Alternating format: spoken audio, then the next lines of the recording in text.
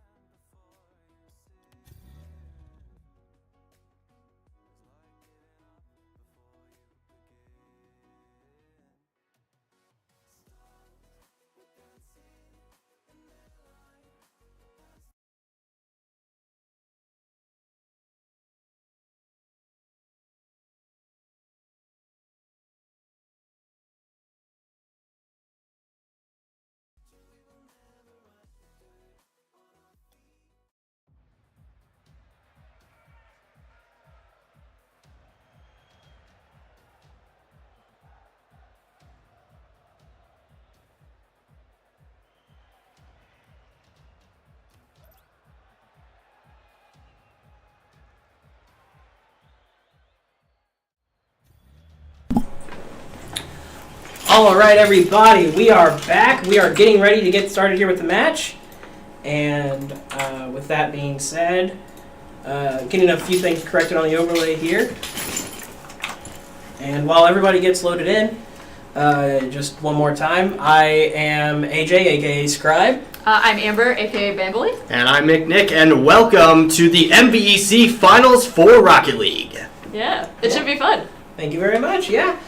Simpson College on the orange team, it looks like. Is that correct, Seth? Well, no one's in yet, so We're still maybe. We'll see. Simpson College on A team, and Buena Vista University, aka BVU, on the other. Yeah. So I personally have never been okay, to. leave lobby. Oh, all right. We're remaking lobby apparently. Yep, with that being said, we will actually be right back, folks. Apologies for the delay.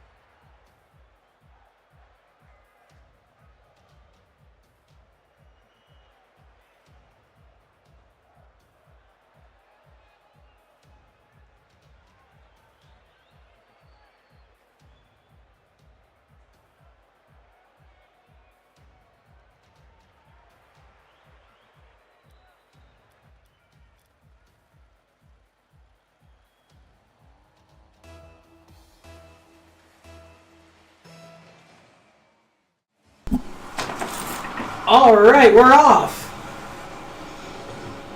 Well, a bit of an abrupt start here for the stream. Was But coming straight in. I was going to say, wasting no time, a ball coming in just above, or just above the crossbar there, as BVU takes an aggressive shot.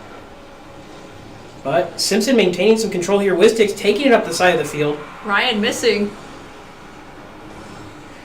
Good touches coming in from Simpson there, getting the ball back into BVU territory, not letting BVU stay on the offensive for long. Great save from BVU. Wiztix with some good touches there. Balk using a lot of boost to put the ball back, and a really good touch comes in for Simpson.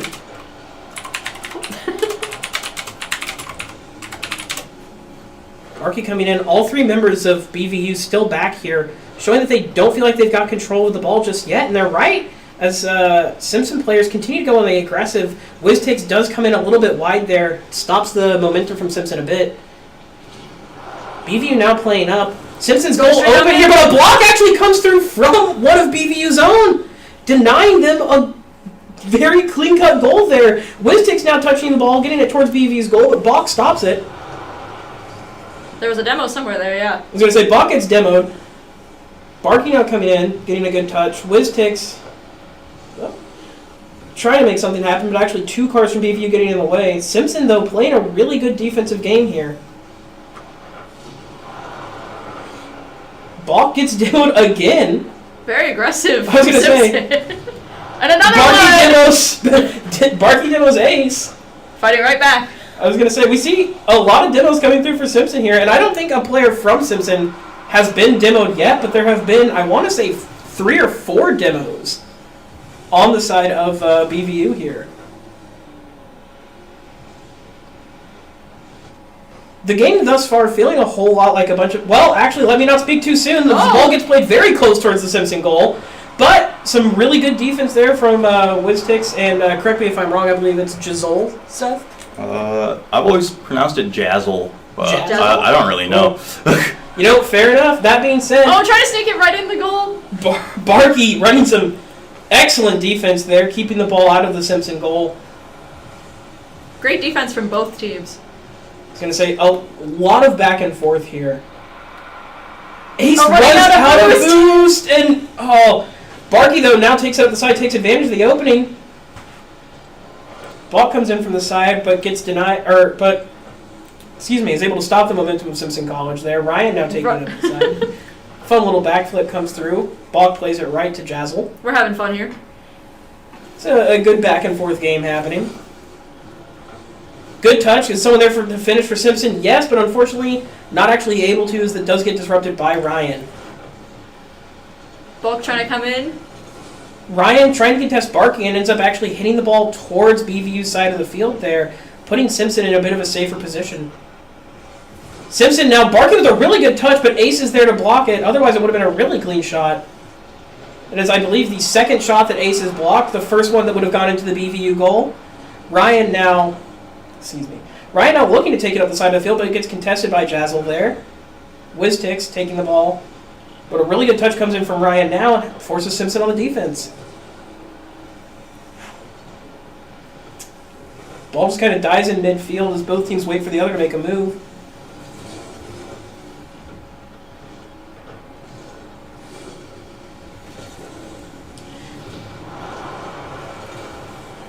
Jazzle really loving those demos. I was going to say, and correct me if I'm wrong, Seth, this is a best of 7, right? Yes. Right. When you have a chance, you can alt-tab and then hit switch teams twice on the barrel thing, and it will fix the overlay up there. All right. Just under a minute I here. was going to say 40 seconds left on the clock. No goals yet. Frankly, though, no goals, but also a lot of action. Oh! Did the caster curse come through? Oh! No, it did not. Jazzle gets a nice save there. You don't know how many times that's happened for us. Oh, it is. The It's caster very curse real. is a staple of Simpson College Rocket League broadcasting. Actually, Simpson College broadcasting in general. Barky now getting a good touch in. Balk taking up the side. We might see a 0-0 golden goal scenario here, unless Wiztix makes something happen here, but no. Ball goes low. Wiztix goes high. Jazzle is back to try and stop it from doing anything, but Ryan 8 coming seconds in. left. The ball dies. Ace misses a touch there that allows Simpson to kill its momentum. Means that if a goal gets scored here, it's probably not going to be by BVU. Ooh. Ball not yet touching the ground, though. Anything could happen as Ryan gets a touch towards the Simpson goal, but Barkey touches it. It grounds. We're going into overtime on game 1.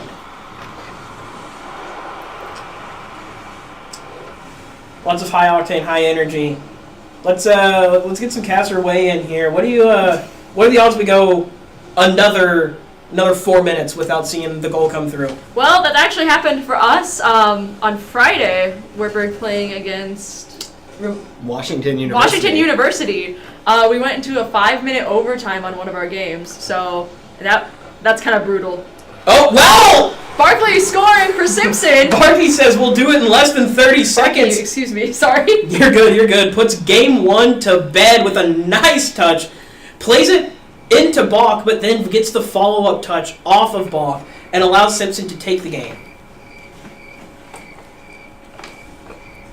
I do just want to point out, we talked about the demos. Jazzle had 22 cars bumped as the featured post-match statistic. Very aggressive, very scrappy play coming there. Yeah. As we get ready for our next match, anything to note, Nick? Well, from what I saw, it seems to be a really, really defensive matchup, which primarily is, exactly how you want to play Rocket League. So good job to both teams there. Yeah. Other than that, I think I've seen a lot of double commits from both sides. The plays just seem a little messy. They just need to tighten up, play that 3-man rotating defense, Ryan. and everything should I was be going to fine. say, Simpson almost getting scored on early there, but, I mean, the double commit, just like you were saying, Simpson having 2 people go up, looking to play off kickoff right off the bat, almost got very, very punished there. Yeah. Was Chick trying to shoot on goal, but saved by Ryan. Ryan, though, getting another good touch and puts the ball above the Simpson goal, but Barkey is there to contest before Balky is able to capitalize on the opportunity. Jazzle now playing the ball towards the goal. Save from Ryan. But critically, Jazzle gets the full boost orb out of the corner there. Yeah. Means that Simpson's going to have a little bit more gas in the tank, quite literally, going into these next few seconds. But with those demos coming through, it may not matter. Barkey luckily able to save it, but still, that would have put Simpson in a really tough position. Jazzle getting a good contest in. We see Wiz takes 2 whiffs on the ball. Jazzle just bumping Ace out of the way, forcing him into an awkward position there. Bob going for the demo as well. Great pass there back to Ryan. Sends it up the field and a setup, and that will be a goal for Buena Vista. Can't get there in time. Buena Vista defeated scoring their celebration first goal of the match. The second goal of the entire match as well. Jazzle trying to save it, but just not making it quite in time. Absolutely, and that's that 3-man rotational play that I was talking about. Either team here, we've seen so many double commits. If you can just say, you know what, let's stop the double commits, we're just playing 3-man rotational, then that's exactly what's going to happen, and that's exactly what we just saw. Kickoff going heavily in favor of Simpson College here, coming off of that first goal. 3 minutes and 30 seconds left means plenty of time for anything to happen. As Jazzle hits the ball back into Simpson territory, but I don't think anyone's back from Simpson right now. The rotate from Wiztix should have come through, but Wiztix is going to chase this ball now, and Simpson, like you were talking about, the double commit there, potentially getting very heavily punished, but a bit of a whiff coming through from BVU and just a Jazzle chasing the ball. And almost, now that you've pointed out how often the double commits are happening, it really does feel like a lot of these are teams getting away with not having a goal Barkey scored trying to stop it. Yeah, and just like that, same thing just happened. Yeah, you hit the nail on the head. I definitely think both teams are still doing it to some extent. It's just that Simpson is not punishing as hard as BVU is this game. This is our highest scoring goal of the match so far with Mighty 2. Ryan in an excellent position to receive that kickoff there. Jazzle trying to stop him.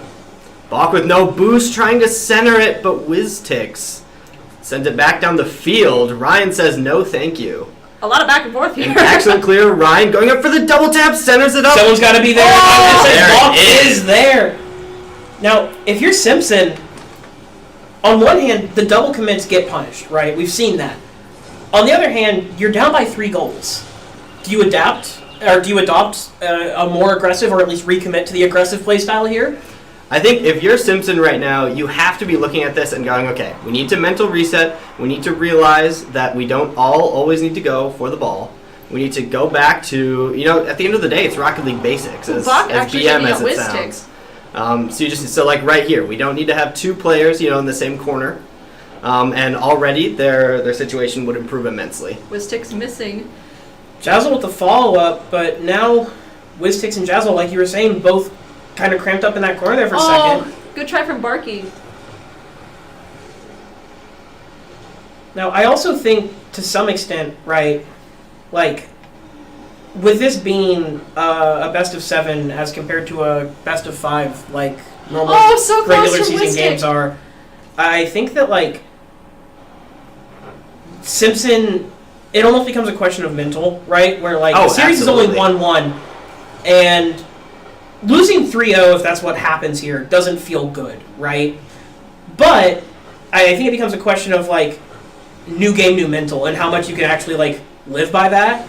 Because having the extra game to give, quite literally, means that effectively, if Simpson loses this game here, all that's happening is we're starting a best of 5. Yeah. And if Simpson can maintain their mental after this, it's still anyone's game. But it's really important. I think in Simpson's games, we've seen Simpson and we've seen Simpson's opponents at numerous points throughout the season. Okay. It's a bit awkward there on floating one in. Part. I was going to say, Bach missing on the ball, and Ryan looking. I think Ryan thought it was going to come in a little bit hotter than it did, and so was looking to aggressively play off the wall there. But yeah, just a little bit of awkward fumble. 1:11 left in the in the game, and Simpson. I think that was Simpson almost getting their second off the crossbar. Barky centered it up, and then Ryan again. No, Ryan just critically gets a touch there, sends it off to the side. This is so interesting. I was going to say 53 seconds left on the clock, and I will say that 2 goals feels way more doable, even in just 50 seconds, than 3 goals in a matter of minutes does. Absolutely. But going back to what I was saying before, though, if Simpson can just keep mental straight, never mind. It's a 1-goal game, 1 goal in 40 seconds. My concerns about Simpson's mental are gone at this point. Like, clearly, we are not counting ourselves out of this game, which means that we are not even close to counting ourselves out of this series. I think that the nature of it being, a best of 7 also goes the other way, where, like, if you lose this, you're just playing a fresh best of 5, but if you win this, you just have to win. Ryan getting a cheeky little goal in there as 2 members of Simpson bump into each other, put Simpson down 2 goals with 32 seconds left on the clock. An excellent center there by Bach, right off the ceiling, and Ryan just coming in from the right side to clean that one up. Giving a little tap there. And we've seen it in our own games at Wartburg. Like, you are never out, even if you're 3 goals up on the other team. Like, Absolutely not. Goals can happen so fast, and it's a fast-paced game. Speaking of, Barky bouncing one in this time. I mean, correct me if I'm wrong. I think I'm going to check the scoreboard here. Each member of Simpson, Simpson having a bit of a what we in Valorant would call the team ace, with each player having scored a goal here. And that's right.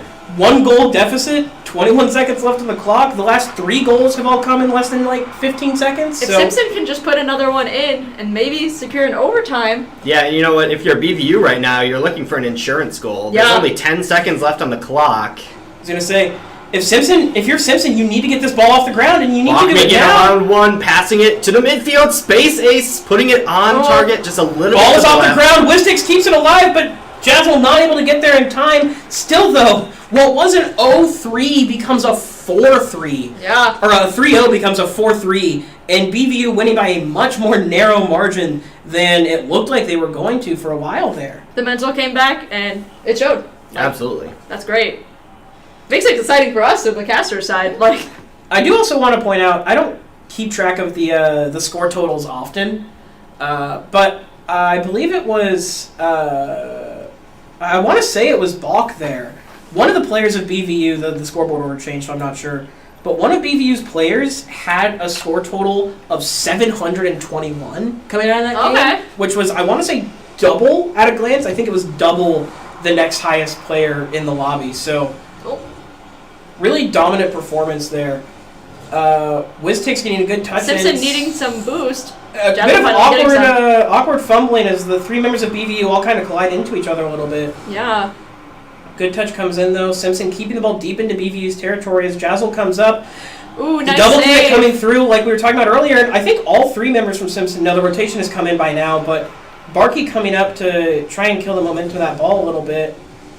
Simpson in a bit of an awkward position now. Barkey should be back in time to stop this, but the double commit again. We just had two people up and playing that ball, which granted, a bit more passable because it was in midfield, but still nearly running into each other. And Simpson getting punished for it early as Barkey just can't quite get there in time.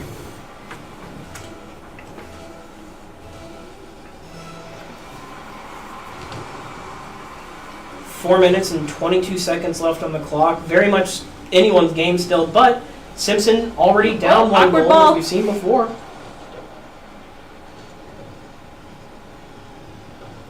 A bit of an awkward situation there. Simpson couldn't figure out who was going for that ball. Ryan setting it up. Space ace with the shot off. Jazzle gets a block, and then a good comes in from Barkey. I mean, Barkey just tapped that one in, lined it up, took his time, was in the exact right positioning, had good pacing for it. Really, really well done by Barkey there. I think both teams just want to play super aggressive, and then it leaves them lacking on the defense.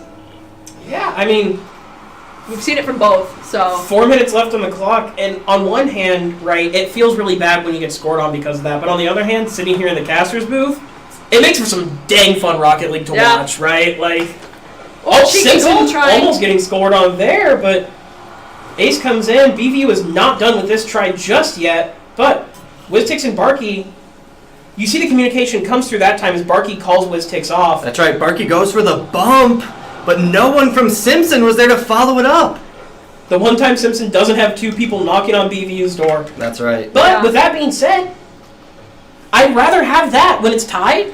I would rather have Simpson, not have the highest chance of scoring, but also have a lower chance of getting scored on. We're not at a point deficit right now, and we can afford to not have every try like that succeed. And we still have 3 minutes left in this game. Like, you don't know what's going to happen. Yeah, very much the case. I mean, I think there were more goals scored in the last minute of game number 2 than there was the rest of the match before that. So dangerous touch from Bach.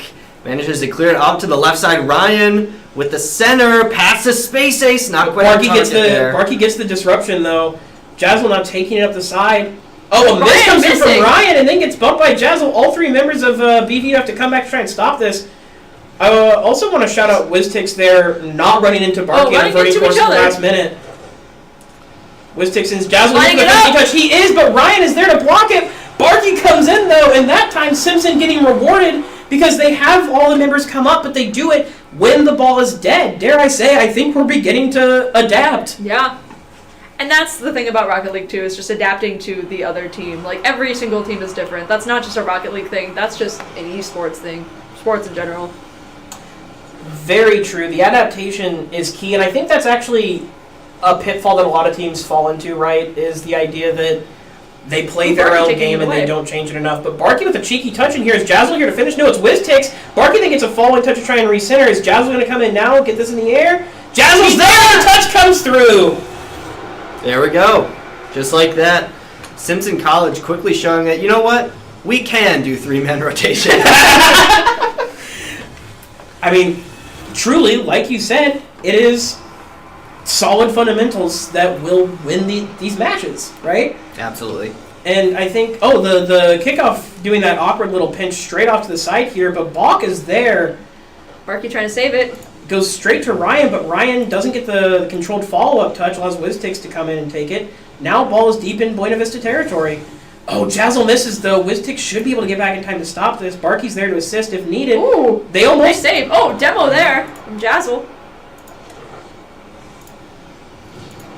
Oh, another demo. I was going to say, Barkey then getting the demo as well. Well, that's the thing is that demos... Another one! Oh my gosh. Demos almost feel like they don't matter until they do. Like from my untrained eye, right? Demos are huge for Rocket League. Yeah. Like, well, it feels like a lot of times we don't see the impact on the stream, right? Like, And Ryan bumping it in for Buena Nice Vista. little double tap from Buena Vista there, securing them a goal. is the demos though? It feels like from the stream perspective that they respawn really, really quickly, right? But then when you're actually in the game, it feels like an eternity when you're waiting to respawn from that demo. And you're taking them out of a position that they wanted to be in. You know, I was just gonna say it's more about disruption. The 3-man rotation is so important. You know, if you're coming off of an offensive rebound, right? So if you defend and you're on an offensive rebound, demoing the last man back is huge because then that puts you in a 2v1 situation instantly. Yeah. Very fair, very fair. Now, I guess, do you think it's fair to my say God. then that the more solid your fundamental play is, the more impactful demos become? Right? Yes. Like, the better your rotations get, the worse it is to be demoed. Yes. And maybe that's why it feels like the demos these last, 2 minutes have been a bit more impactful, is just because the fundamental play has tightened up a little bit here. Barkey now taking it in from the side. Oh, Ryan is able to get there in time, but burns through some of the last of his boost in order to do so. Barkey gets a really good touch in, though, taking it up the side as 2 members of Buena Vista are up, but Balk is back to stop it. We should see Wiztig coming in from the side here, but goes too low. 9 seconds left. Simpson is up a goal. You just need to play to protect. Oh, But they have 2 people up. They double commit while they're up a goal. One to beat in Ryan! No! Ryan goes low and misses an open goal. Let's Simpson take man. a 2-1 lead in the That feels series. bad. I think something we don't talk about, my words are hard. Something we don't talk about enough is just the pressure that is put on these players, and they're on a stage right now in front of lots of supporters. So, props to them. Yeah, This is crazy. very true. I also do want to comment on Jazzle there, who I pointed out the 22 cars bumped in game 1. Yeah. Topping that record, 28 coming out of wow. this game. Now, obviously, that's not demos, that's just bumps, but still, I think bumps have Pretty the same impressive, impact to a lesser extent, right, of just being that disruptive sort of force that can potentially block rotations. I mean, at least just thinking about it logically, I am far from a qualified source in this game. But the bumps do end up mattering, and I very much think that there's a lot of impact to be seen there. Starting with the going- kickoff. Ryan Ryan, super aggressive. looking to get the touch in there, but Barkey's able to disrupt that momentum there.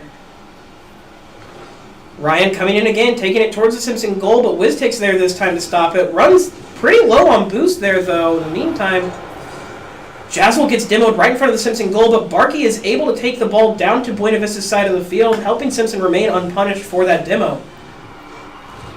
Ooh, But another Jazzle demo gets there, demoed yeah. again, this time by Ace. Buena Vista trying to capitalize on that. Another Ryan demo! demos Barkey, and Jazzle now the last bastion of defense in front of Simpson's goal, but he's able to make it work. Takes it, runs down the field with it. And Simpson... I'm not going to... Oh! What? Simpson ends up scoring as Buena Vista commits all 3 members towards the Simpson goal there. It feels like it had to be a bit of a miscommunication as to who was supposed to go. It had to be, but like we said before, momentum is so important. And that even that shift of momentum there, now Simpson College has the upper hand. Yeah, I mean, if Simpson is able to just keep holding on and preventing goals like they did for the first minute of this game, as we have 4:05 left on the clock, Early demo from this Ball. game's over. Now, that being said, obviously, the likelihood that Simpson's going to be able to lock it down like that the entire time is not very high, right? Rocket League, I think game 1 is probably more the exception than the rule, right? Where I feel like Rocket League games tend to be scoring multiple times as a norm. Not necessarily high scoring, but Barkey nice getting a rotation great there. touch in. Mystic setting up a great shot for Barkey. The crickets get me every crickets time. are The really crickets are so funny. good. Especially because you have these super dramatic boom effects, right, on the goals, and then you just get the crickets. It's top tier value. Simpson getting the kickoff. I will say, it feels like we've seen really aggressive kickoffs. No team's really going for a delayed kickoff, or or playing for the second touch as much as you would sometimes see teams go for. Mm-hmm. Ryan taking the ball aggressive towards Simpson goal, but Ryan and Space Ace grouped up in the corner. Oh, that bump from Jazzle may have saved them from Buena Vista. It feels like we're now seeing Buena Vista fall into the same plight that Simpson was previously. Oh! Barkey did such a good job killing his own momentum to stop himself from running into that ball, but in doing so wasn't able to stop, I believe it was Ace, from getting the block off in time, getting the save off. Simpson now has... demo there from Wistic. The demo comes through, but Simpson had all three members up a little bit too far there. Uh-oh. Luckily, Ryan's touch goes a little bit too high and a little bit too wide, but Barkey now playing towards an open goal, but Ryan's able to get back in time as Barkey isn't able to get the secondary touch there to actually take the shot. Huge as Ryan goes for a flip reset there to try to forward the ball. Space Ace with the shot on goal. Rockets demo that's going to help relieve the pressure on Simpson immensely. This touch comes in right above the goalpost, but Ryan is able to stop it from bouncing straight off so that Barkey isn't able to get that clean touch in. Excellent play there from Bach off of the backboard, shutting down the Simpson offense here. Good clear from Ryan. We'll see how they cleared up the field. Simpson just being all over this ball. I was going to say, Simpson, up 2 goals with just over 2 minutes left on the clock, can afford to be a little bit possessive like this, right? Yeah. But you still don't want to over-aggress because a 2-goal lead feels all right? Still not amazing, but feels all right. A 1-goal lead doesn't feel like much of anything. Block missing. Oh, no. Okay, Bach is back. Bach is demoed by Jazzle. Barkey is there to receive this for Simpson, and because of that demo, there's not that much pressure on him, so he's able to get a decent touch in there. Bach is a touch, but then Bach once again gets demoed by Jazzle.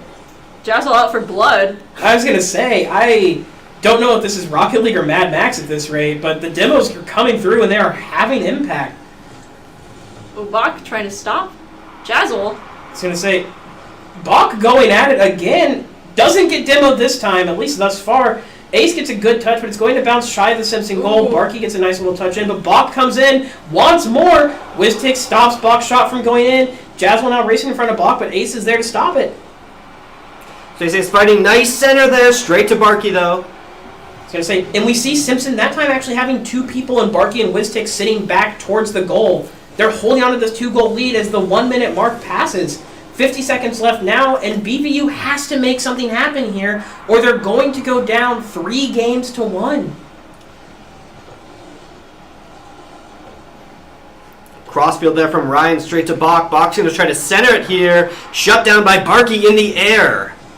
Barkey now falling a touch to a goal, but what an amazing save by That was a great Ace. save from Ace. That was amazing. Even Barkey playing the one Going save straight there. okay, Barkey able to save it. Both teams are fighting with claws now. 20 seconds left. Buena Vista needs to find 2 goals if they want to stay alive in this game. Wistix gets a touch in. Simpson just playing to disrupt Buena Vista here as a dangerous touch comes in, but Barkey, all the reliable, is there. 7 seconds left now. Buena Vista has to make something happen, but it looks like Simpson is going to press the goal a little bit. 2 seconds left. 1 second. Jazzle looking to hit the ball towards Buena Vista goal. It's going to ground off this touch here, unless, Barkey plays it straight into the ground. Simpson takes a 2-game lead on the series. Man, the crickets. No bump statistic there that I was able to catch in the post-match, so I guess we'll never know this game. But solid play all around.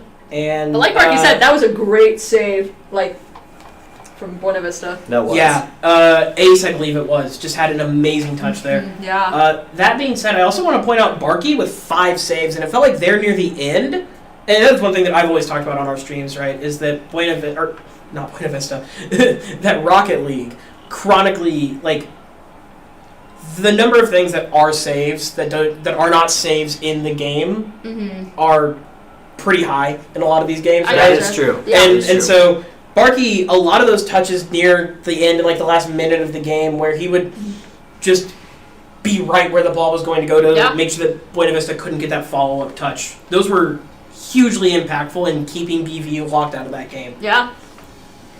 Simpson now on match point, Buena Vista having dropped 2 in a row. You got to question the mental a little bit, right? I know we talked about the importance of new game, new mental already, but when you're on match point in the series, playing live on the stage against the team that has the home field advantage, right? We've seen it done. Wartburg has done it before. That's right. And we can see it from Buena Vista. fair enough, but Simpson it's should got to not be let the guard jarring. down yet. Oh, absolutely not. Simpson's got to keep fighting for this by all means. Great pinch there from Space Ace going for the center. This might be a goal, but Jazzle is actually No one is there. actually mid to help. Fix our camera angle a bit there. Sorry, I'm slacking. Oh, Barky! Also Also slacking a little bit, but it doesn't get punished Oh, as the ball Ryan. just barely goes wide. Oh, Oh, a Double critical there. demolition coming through there. Jazzle now taking the ball towards the BVU goal. oh. It's contested as both Balk and Ryan contest there. Make it a Simpson little double awkward. committing with both Barky and Jazzle up. Wistic trying to get it back. I'd say Wistic's able to hold on and stop a bit of the aggression there, although the double bump in the goal of BVU certainly Ooh, Ryan setting it up in the middle. contributing to their lack man. of I think a just speedy a offense, but weird Barky not taking it out. miscommunication there, maybe. Yeah, that double commit from BVU definitely killed their goal attempt there. Excellent center from WizTix. Yeah, and that's the thing is that even if, whether you're playing for Simpson or BVU, playing on that stage with the crowd in front of you, your teammates, the game in your ears, Oh! and even the casting coming through live on the stadium, it's going to be harder to communicate than normal. And But I more think power we to those players, see like, a lot of seriously. these miscommunications coming through in the entire series for both teams. Barky now making a good run down the side here. Can Simpson make something of it, though? Balk actually hitting it back towards the BVU goal so that Ace can take it. Great pass there. Team pinch up to the left corner. Space Ace looking Oh, for a three shot. members of Simpson at the goal, and no one able to block the shot. Wow. I mean, that's Ace just able to put it right over their heads. that's Wistic tried, magic for but- Simpson. Wistic goes up for it. Barky, I think, not able to, or I think Barky wanted to not collide with Wistic's there. Mm-hmm. That being said, the ball going straight towards the Simpson goal after a side pinch off kickoff. Ryan playing it, but Wistix is there. That's a really good shot, but Space Ace is, or not Space Ace, Ace. I keep looking at that name and thinking it's Space Ace. Ace is there to block the shot. Oh, great save. Barky trying to shoot again. Simpson keeping the pressure on the BVU goal here, but you got to be careful with this. Barky taking another shot on goal here. Three members of Simpson up, no one back right now. Simpson has to be careful, otherwise they're going to get punished as Balk sends it towards the Simpson goal. All three members of Simpson scrambling back. The communication is going center. hard in that scenario. Box shot going just wide. Ryan sending it up again, but WizTix putting it back. Ooh, Ryan stopping it for a little bit. Balk playing it in the air, gets the flip reset, gets another one but doesn't take it. Plays it off the corner as Barky and Wiz. Oh, nice right center. at the One to beat there. WizTix actually taking it, and Ryan sending it out. I mean, this is intense, but in a very punishable way. It feels like Simpson overcommitting a little bit to a lot of these, both on offense and defense. They're bunching themselves up, and I feel like the pace of play is accelerating to a point where the fundamentals are kind of starting to fall apart on both sides. The ball beginning to slow down now. If the rotations can get right again, I think we can stabilize this game, and both teams can be in a pretty all right spot, which I think would help to benefit Simpson more, as they're the ones who need this game to stabilize more. They're the ones down a goal. Barky, though, playing it off the back wall, but right into Ryan. Barky does get that full boost over those. WizTix gets a good shot. Oh, nice center there from WizTix. Jazzle is there, but so is Ryan. 1 minute left on the clock. Ryan Simpson running out of down a boost. goal. Balk gets demoed by Barky there as Jazzle takes it up the side into a nearly open, entirely open goal for BVU there. Now, I am going to take a second to pull up the stats here because I think the number of blocks that we have seen come through, of saves rather, is pretty up there. The game says there's only been 5 saves from BVU, but the number of times that Ryan especially has just gotten a touch that has critically disrupted Simpson's momentum cannot be overstated. Kind of an awkward kickoff there. I was going to say, kickoff going, I guess, in favor of Simpson, but Yeah. not really benefiting anyone too much initially. Barky should be here to receive this ball, but Balk is going to be able to contest it a little bit. A little jump there. Barky getting another good follow-up touch in, but going to be low on boost now. Ball goes towards the Simpson goal. Luckily, Wiztix is there to play it away from the goal, though. Simpson now having 2.5 ? Members up. Wiztix is there as I believe it's Barkey goes back. Comes in again, though. All 3 members of BVU guarding the goal with 10 seconds left. They're trying to take this to golden goal. Simpson effectively just playing keep away for these last few seconds here, but in doing so, they put it towards their own side of the field. 1 second left. It's going to go to golden goal. We are in overtime. Now, last time it was OT, Simpson won it in 29 seconds. But I feel like at this point, the OT is likely to go longer because both teams have kind of found their ground a little bit more. That was game 1. You know, engines were getting warm. Wiztix, though, having to stop a ball that would have gone into the Simpson goal there. Ryan playing it up. 2 members of BVU committed to this. Barkey gets a nice pass there. Oh, nice pass. 1 to beat by just barely goes wide. Oh, they double commit to that offensive push, and it cost them so much. But with that being said, you're not racing against the clock here. So like I said in game 2, I'm fine with Simpson playing a bit more defensively when it's golden goal, right? And setting it right up in the mid. No team's up. Oh! Jazzle gets a critical touch in there as it goes a little bit over the head of, I believe that was Barkey. Ryan with a good touch sending it towards the Simpson goal, but Simpson should be able to regain control of this pretty easily. Ace there as Barkey and Jazzle both go to block the shot, but Barkey ends up getting it and they don't collide. Jazzle playing off the ceiling a little bit. Ryan comes in. It's going to be centered. Who's there for the follow-up from BVU? Ace is there, but the ball goes straight up because Barkey gets the touch. Oh, my God. It's such a dangerous ball. Oh, Wiztix hits it, but ends up hitting it straight up, and then Barkey has to come in and bail Simpson out. Jazzle now looking to play it off the side, but BVU is there. Jazzle, though, putting the ball in the air to weave it around a little bit. Barkey now sending it to BVU, and it's in BVU territory for what feels like the first time in ages. Just like that, it's right back across the midline. An important demo. Oh, Ace plays it a little bit too high. Barkey goes to contest high. Oh my ball goes low. Jazzle is there, though. It feels like I don't have time to breathe.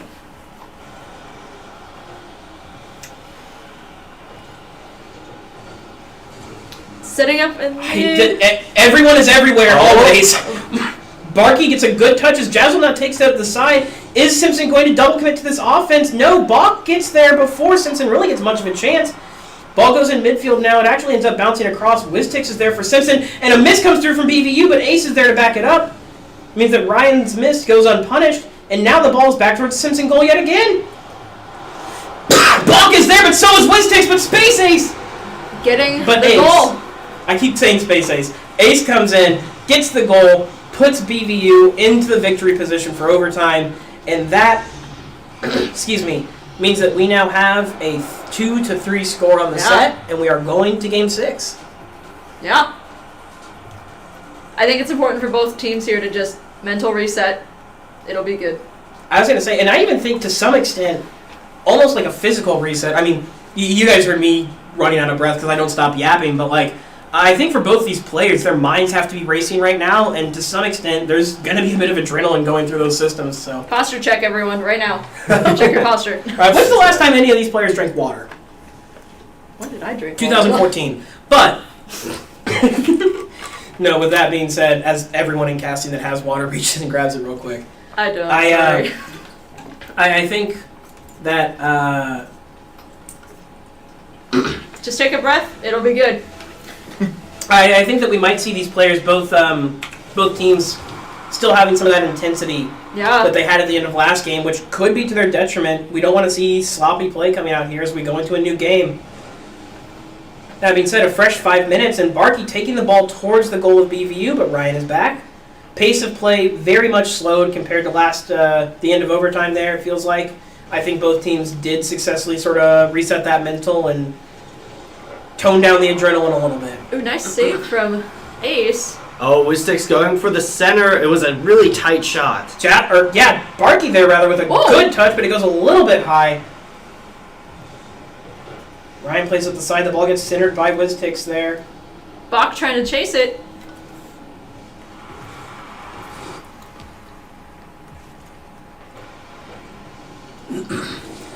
Four minutes left.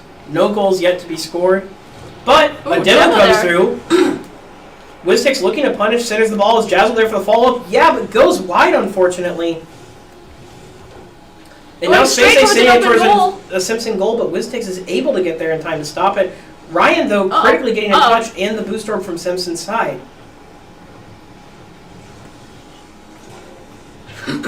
Barkey with a good touch, but Balk is there to stop it from going in. Balk now sending it towards the Simpson goal.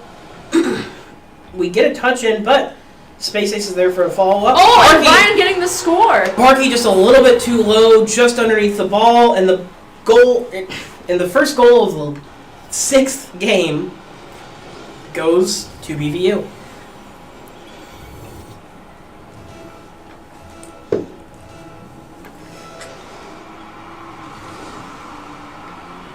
Jazzle getting a good touch in off the kickoff, goes back towards the BVU goal, but Simpson now committing all 3 members up here because of the awkward positioning of the ball. Still double committing. The ball's going to be hit by Ryan, but I was going to say we should have someone back as Wiztix and Jazzle both are there. Effectively seeing the same thing now flipped, where Buena Vista is playing in the Simpson side of the field and has to scramble to get people back in time as Simpson is able to clear it.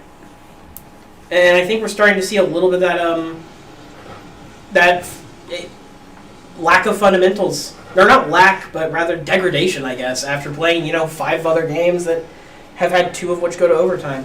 That's right. Oh, that was so close. Ace putting it in just in between all of those members I was going to say, of Simpson. Wiztix was so close to having this shot block here. Just fitting right in there. I think he was just a little bit too deep into the goal. I think it just crossed the line before he was able to get there. Yeah.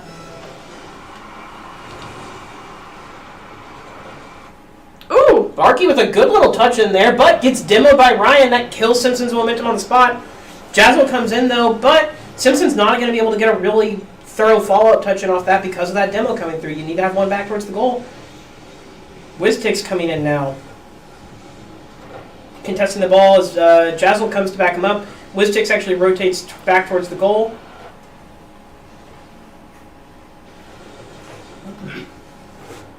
Ball staying, well, I was about to say ball staying pretty low to the ground compared to what we've seen, but nope. Jazzle takes that out of the equation. Ball putting here. the pressure on.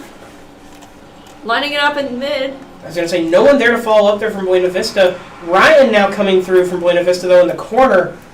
Ace back trying to get the ball back on Simpson's side. I was going to say, But Simpson Ace putting up pressure. entirely out of boost right now. Gets a small orb and gets 12 boost back, then gets the big one, now back up to full, but for a moment there was a little bit out of commission. Pardon me, sorry. All good. Jazzle comes in. Ryan tries to go for the ball, but Barkey says not today and is able to get it out of the way first. Barkey now playing it out of the corner of the goal. No one For able to Buena help Vista, Barkey. full of cars here as all 3 members were back there for a second. Balk now getting a touch back, but Jazzle is there. Balk plays it up the side, but actually it's Barkey behind Jazzle who gets the second touch in. Wiztix comes in, plays it. Ball goes back into Simpson territory, but Jazzle is there, taking it a little bit dangerously here, but ends up actually getting the ball back into Buena Vista territory. Barkey gets a good touch, but it goes a little bit wide. Simpson down 2 goals with 1 minute left on the clock. Not out of the game by any stretch of the imagination, but needing to get some pressure onto Buena Vista's goal here. And they start doing just that as Jazzle even demos Balk. Jazzle now looking to take that side. And Ace gets demoed, which is going to kill Buena Vista's offensive momentum here. Ace coming in, dodging 2 Simpson Double commit cars. from Simpson there, though. Jazzle gets back, but then gets demoed. Wiztix in front of the goal to stop it, though. Jazzle should be respawned by now, and yeah, all 3 members of Simpson back now. They're going to have to play up and play this aggressively if they want to score this goal. Jazzle looking to make it happen, but no, it's actually Wiztix who gets the touch in response to a touch coming through from Ryan. Ryan hits it right back, though. 10 seconds left on the clock. Simpson needing a little bit of a miracle here if they want to win the game here. Oh! Instead, it's actually Balk that scores for BVU. A little bit of that commentator curse coming through. And by all means, it looks like we are going to game 6. 7. Math hard. Can they even with that time make 3 goals? Like, would that even be like mathematically So, possible? honestly, no. I would say even if you're down 2 goals in 10 seconds, it's still Oh! almost impossible. Buena Vista almost making another. I was going to say, But the winner of Game 6 will be Buena Vista. for the inaugural grand finals of MVEC Rocket League, we are going to Game 7. And BVU just showing, like, they were never down and out. Like, they have been continuously fighting, and it's going to make a really exciting Game 7 to decide who's going to win. Absolutely. I definitely think that this is going to be a very interesting match. Or a very interesting game, I should say, which determines the match. But I think Buena Vista has the momentum. I was going to say, BVU definitely has the momentum coming off of the Simpson, posture check right now. the two game straight wins. But with that being said, Simpson also, though, like, not by any means playing as if they've lost. Like, the momentum exists for BVU, but I don't think the momentum is slowing down Simpson, if that makes sense, right? Like, just knowing the players a Demo there little from bit. Jazzle, sending it straight down mid. The moment Simpson scores 1 goal, their mental will reset. I can say that with a high degree of confidence. And I think that they are by all means still playing pretty solidly here. That being said, the ball dangerously close to Simpson's goal here. Barkey, though, clearing that quickly. Jazzle looks to play it, but isn't able to get it. Barkey, though, gets a nice follow-up touch. It's going to be Barkey actually looking to play that off himself. Wiztix comes in, though. Barkey looking to go back for the rotation. As Wiztix and Jazzle are both trying to make this happen. Barkey, the lone... Ryan sending it straight down mid. Barkey gets a good touch, though, to send it on the crossbar, denying what would have otherwise been a pretty clean goal. Demo there, I think. Yeah, not sure who it was on, though, because the camera settings, sorry. But, with that being said, Barkey now playing the defensive and getting that full boost orb, which is nice. As Simpson just looking to put the ball into BVU's territory. It still hasn't been flawless by any means, but I think the rotates definitely look cleaner than they did last game. I agree. I definitely think that, in those brief moments between games, that might have been discussed, or even just coming into this game, new game, new mental. Yeah. Focus on those fundamentals, right? And heading almost into minute 3, still no goals. Knock on my not wood chair.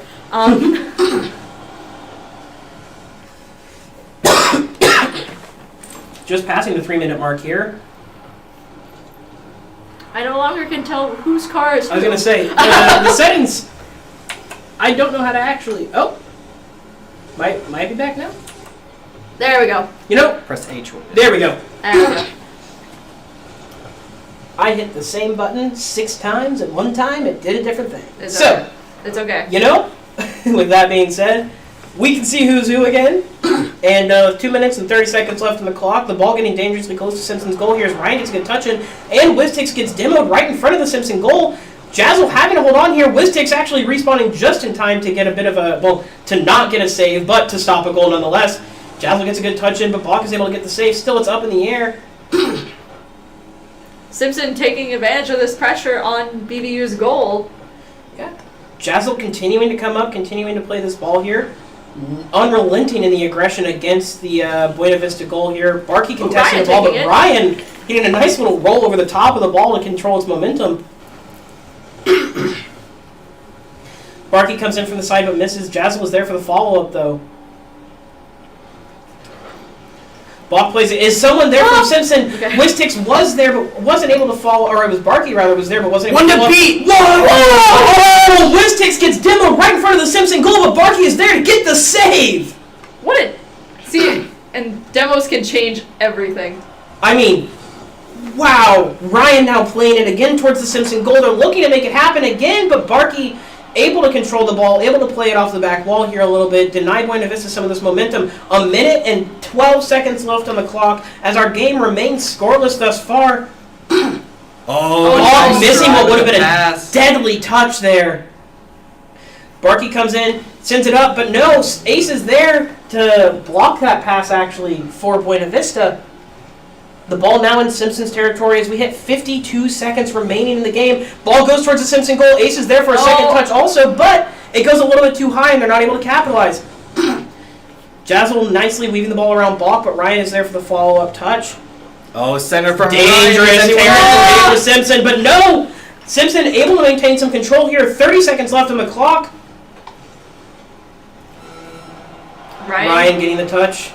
Wiztick's playing it now. Can we see Jazzle come up here for Simpson? Jazzle goes underneath the ball. Barkey comes up, but that means no one back from Simpson. Luckily, a bit of a bunching up happening there from Buena Vista should give Simpson ample time to get back. Simpson has to keep these rotations solid in these last 15 seconds. Otherwise, it could spell disaster for the championships. Oh, nice center there from Ace. Simpson, 5 seconds left. They're trying to carry the ball into Buena Vista's territory, but mostly they're trying to keep it out of their own. 1 second left. Ball hitting the ground means we go into golden goal, and that's going to happen. Oh we saw this in game 1, and Barkey put in that goal at 29 seconds. What's going to happen this time? Stressful for them. Exciting for us. Ryan sending the ball towards the Simpson goal, but Barkey's there to receive. Balk, though, centers Straight it. down mid. Oh. Ace a little bit too Balk demo on late. Jazzle. Too late on the touch. As Barkey sends it towards the goal of Buena Vista. Ends up having to flip back, though, not able to make too much out of it here. Jazzle now getting a good touch in, killing the momentum of Balk. Jazzle gets a follow-up touch that Wiztick's awkward ball. I was going to say, Wiztick's able to get a bit of a follow-up, though. Oh!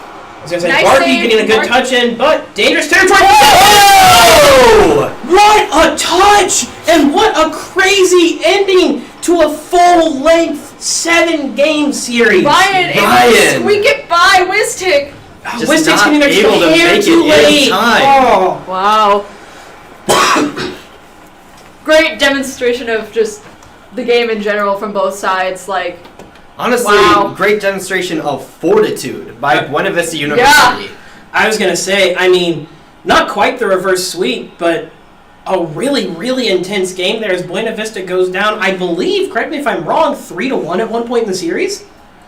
yeah. Yeah. Now, I mean, like you said, the mental fortitude is amazing that we see there. Not sure if we're going to be getting any sort of post-game interviews. PVU should get shuttled over. I was gonna say- BBU is going to be shuttled over here. Great, we're going to have Buena Vista come over then, and we will be right back in just a moment with those post-game interviews for you. Stick around.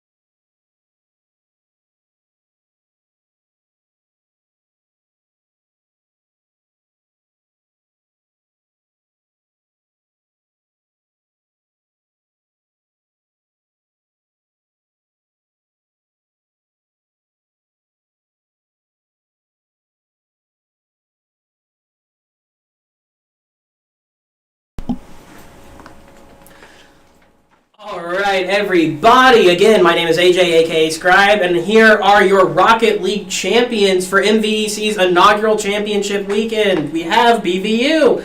Just to start things off here, if you guys don't mind introducing yourself, tell everyone your name and then your gamer tag real quick. Yeah, my name is Ashton. I go by Bulk. Matt Mills, and gamer tag SPE_Ace. I'm Ryan, and mine's pretty simple. I just go by Ryan in game. Fair enough. So, first and foremost, again, congratulations on a stellar performance, especially going to Game 7 there at the very end. I guess, first and foremost, let's just talk about, with this being the first MVEC championship like this, right? What was it like being on that stage and playing in front of the crowd, the speakers and the fog and all the lights and everything? What was that like for you guys? It's definitely, it's interesting. It's really fun. We've also been on the stage before plenty of times, but, knowing it's the MVEC conference finals, it's a big difference, and so we had to come in with a really strong mentality and just stay strong throughout the entire thing. Yeah, very fair, very fair. Did you have anything? I didn't mean to cut you. That was actually my first one, so Yeah. I mean it was fun. It was interesting. It was a little different, but just playing Rocket League. Fair enough. So with that being said, losing game 1, right, and then coming back to win game 2, even just before we even get into like the bigger comeback that happened, right, I want to talk about like game 1, no one scores until a 30-second overtime. So going into game 2, what are the adjustments you guys were looking to make game 2 is a much more high-scoring, high-octane game. So what was the difference there, be it mentally or like play style wise, that you think maybe created that shift a bit? Yeah, I mean, overall, we went into game 1 kind of just like, trying to be mentally ready, and then we noticed that, we weren't really, pulling ahead, but we just went into game 2, talked about it, we're like, definitely got to speed up. I mean, that's how we won our NACE conference, just playing extremely fast, cutting all the time, just going and going and going, and not giving the team other time to breathe. Yeah, very fair. And I mean, coming off of that, then you win game 2, and then go on to lose 3 and 4. Mm-hmm. Talk to me about game 5. I mean, what are we thinking going into that? In game 5, we decided that we are going to start a little one-man back approach, and we were going to be a lot more aggressive with just 2 people and have our third sit a little bit more back. Because in the first few games, we noticed we were overcommitting with all 3 of us and decided to be a little bit more relaxed as a third and just let our first 2 just go crazy. Fair enough. It obviously ended up paying off. Talk to me a little bit about the rotations towards the end of Game 6 was just a lot. I mean, you guys heard me. I didn't feel like I had a moment to breathe. I can't imagine what that overtime was like, or rather, the entire game, honestly. But like, especially the last minute of the game on, felt like it was so bam, bam, bam, bam, nonstop action, right? So, what was it like for you guys in that moment? I mean, could you guys breathe? We were all a little, shaky, but the main thing is that we stay focused and don't overcommit and just play our game. Just keep it normal, don't stress out, and stay relaxed. Yeah. I think the biggest thing was, though, that we just kept communicating. No one went quiet, and we just kind of stayed at it. I was going to say, the comms definitely made themselves... It was made very apparent when there were and were not comms where there should have been. And I definitely think that, to some extent, that was one of the more, visible changes that happened between some of the games coming from you guys. So... I guess sort of as a more broad question, we've definitely already touched on some of this, but can you talk a little bit about what the average viewer watching either in the auditorium or watching the stream, not able to hear your guys' mics, not able to actually see what's going on behind the scenes, what might be happening mid or between games between you 3 that they aren't aware of as a viewer, as a spectator? Well, I mean, one of the main things that we try and capitalize a lot on is screaming "I got it" a lot. Especially in those last games, we ended up cutting a lot, which is basically where we're supposed to run in a triangle, and where we cut that triangle in half and switch the rotation up. So just being able to communicate on the who's getting the ball, who's taking possession, who's awkward in a certain situation, so another person can step in, is something that we really try and work on, and definitely capitalize on. Gotcha. And then one of the last things that I wanted to talk about here real quick, just the demos. There were so many on both sides. Yeah. I mean, Balk, you. Oh, I was dead. I'm not gonna lie. At some points, You get like at some points, it kind of felt like they had your number a little bit. I don't know if every member of Simpson knew that there was a ball at certain points. It felt like the demos were just coming through, and so. Oh, yeah. But I mean, on the same token, there were a number of times where you guys got demos abound on, like, right in front of the Simpson goal, right? Yeah. And so I guess talk to me about the impact of those demos, whether it be on mental or just on the rotations and all the cutting that happens there. Like, where were you at when you would suddenly be in a 2v2 or a 2v1 at one point, or a 3v2, et cetera, et cetera? Like, what does that? How does that affect your guys' play in the moment? Yeah, so I guess since I was the one who was dead most of the time, really, I mean, as a team, we noticed that they were going for demos pretty early, relying on those demos, over-committing for those demos. So we figured out that if we can just, work around it, have somebody be able to be there, or, I mean, at higher level lobbies, I mean, you have to learn to play around that, if your teammate's dead. So kind of just acknowledging that they were doing that and then working around it, restructuring our mind frame. One thing that is very aggressive tactic for teams to do is they like to make their opposing team mad by doing the demos. So we stressed it. Rocket League is a mentality game. So we stressed that we just got to let it go. We got to adjust. We got to look at it from a tactical standpoint and not an emotional standpoint, and then we can lock in and get from there.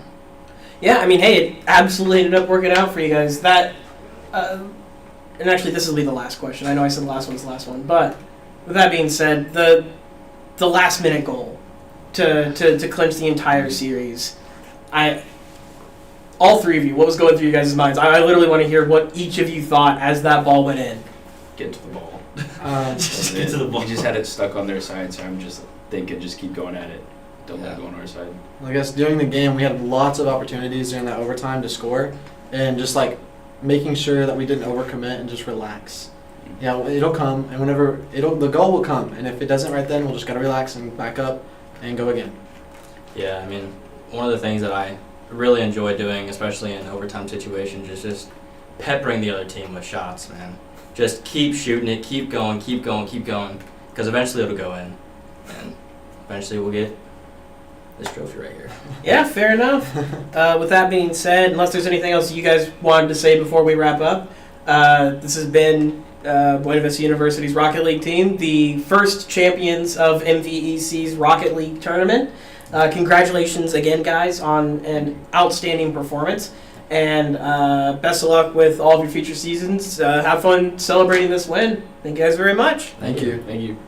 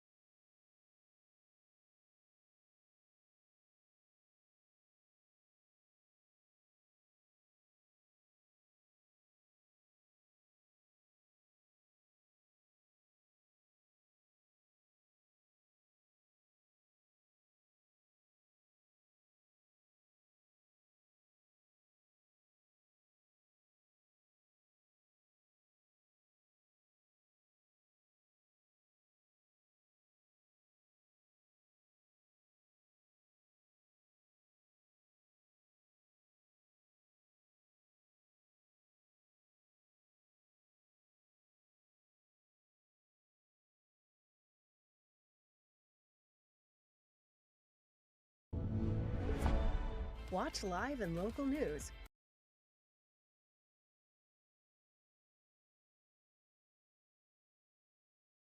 Switch to Chrome.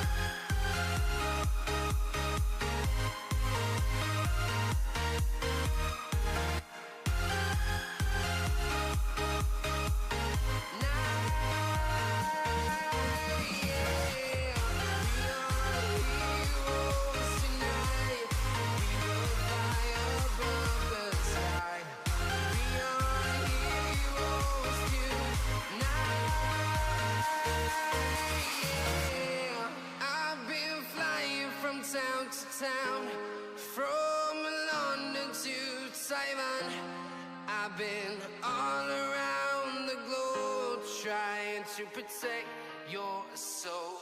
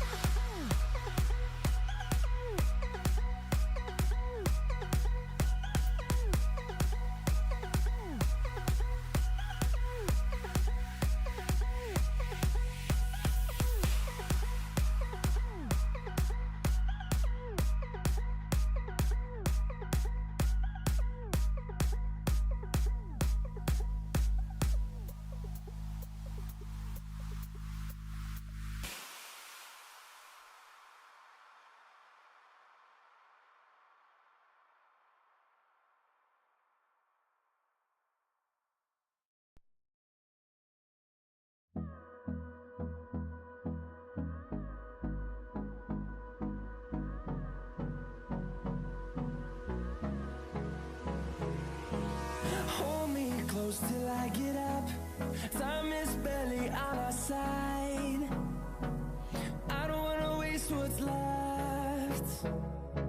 The storms we chase are leading us, and love is all we'll ever trust. Yeah, no, I don't wanna waste what's left. And on we'll go, through the wastelands, through the highways, till my shadow turns to sun rays. And on we'll go, through the wastelands, through the highways, and on we'll go.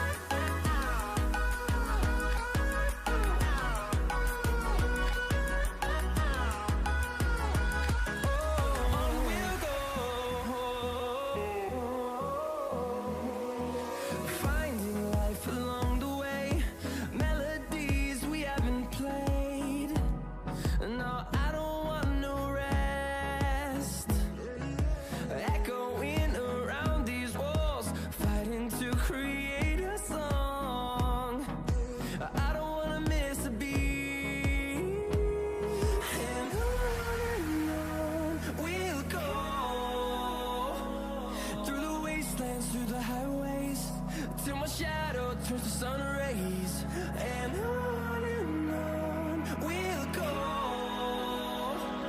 through the wastelands, through the highways, and on we'll go.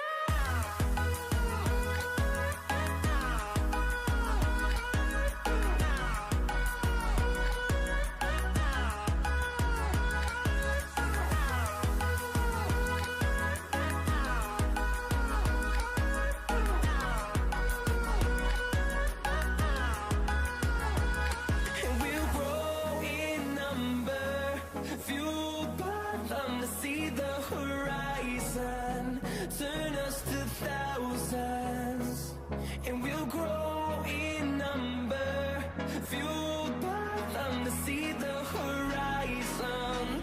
Turn us to thousands, and on we'll go,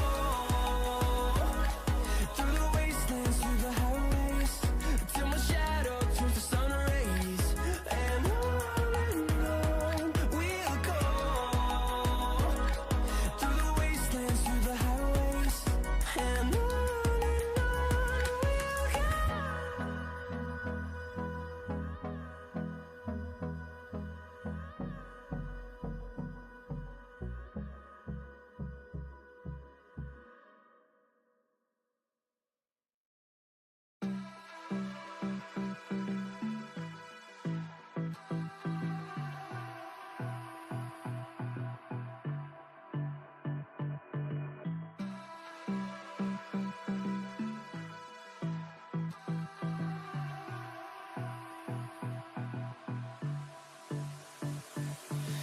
I don't know what you want.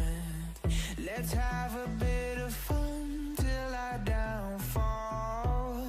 My love, if you feel like I do right now, don't say you're on the run to the other side, my love.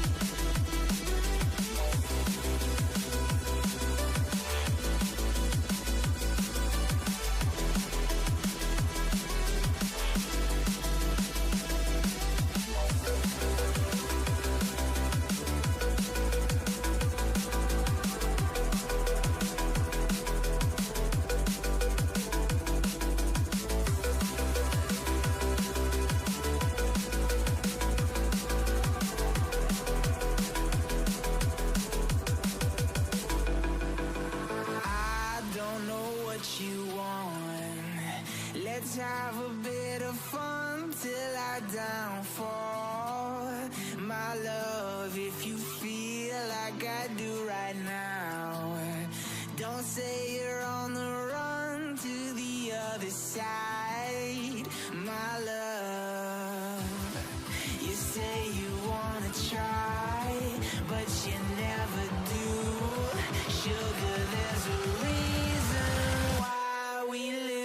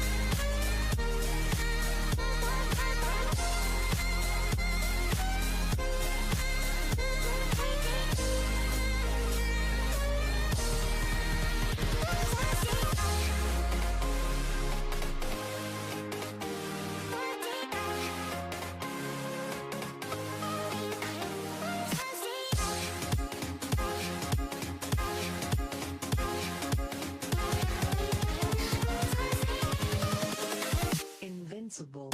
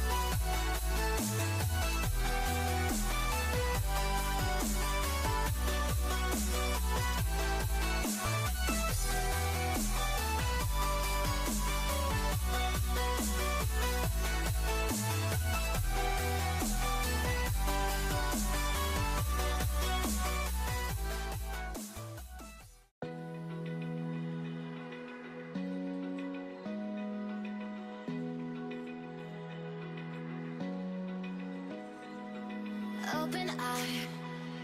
Feel the waves cut through me, hypnotized by the sounds I'm breathing in. Hold tight, chemicals collide. Hold tight, hold tight, hold tight. Dripping lights paint the skies, all because of you. Dripping lights paint the skies, only you can make me move.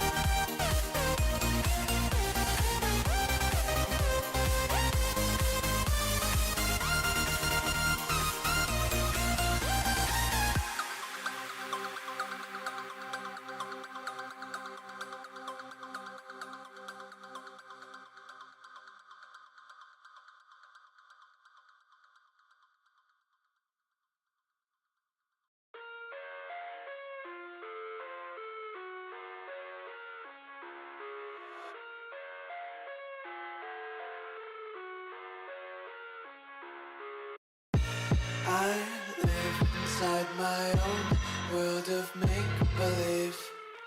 Kids screaming in their cradles, profanities. I see the world through eyes covered in ink and bleach. Cross out the ones who heard my cries and watched me weep. I love everything. Fire spreading all around my room. My world's so bright, it's hard to breathe, but that's alright. Hush.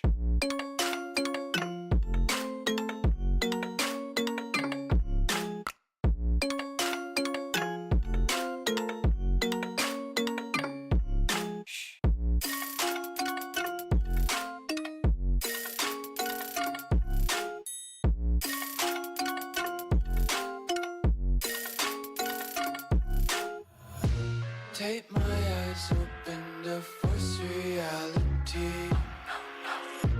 Why can't you just let me eat my weight in glee? I live inside my own world of make-believe. Kids screaming in their cradles, profanities. Some days I feel skinnier than all the other days.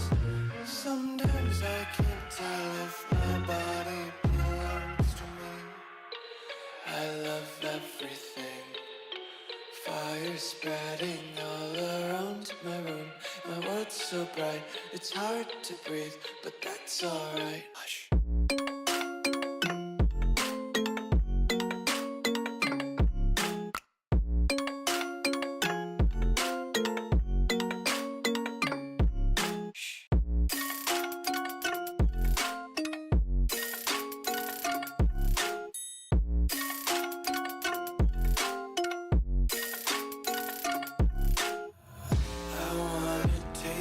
Content, hold your breath and feel the tension. Devils hide behind redemption. Honesty is a one-way gate to hell. I wanna taste consumption. Breathe faster to waste oxygen. Hear the children sing aloud. It's music till the wick burns out.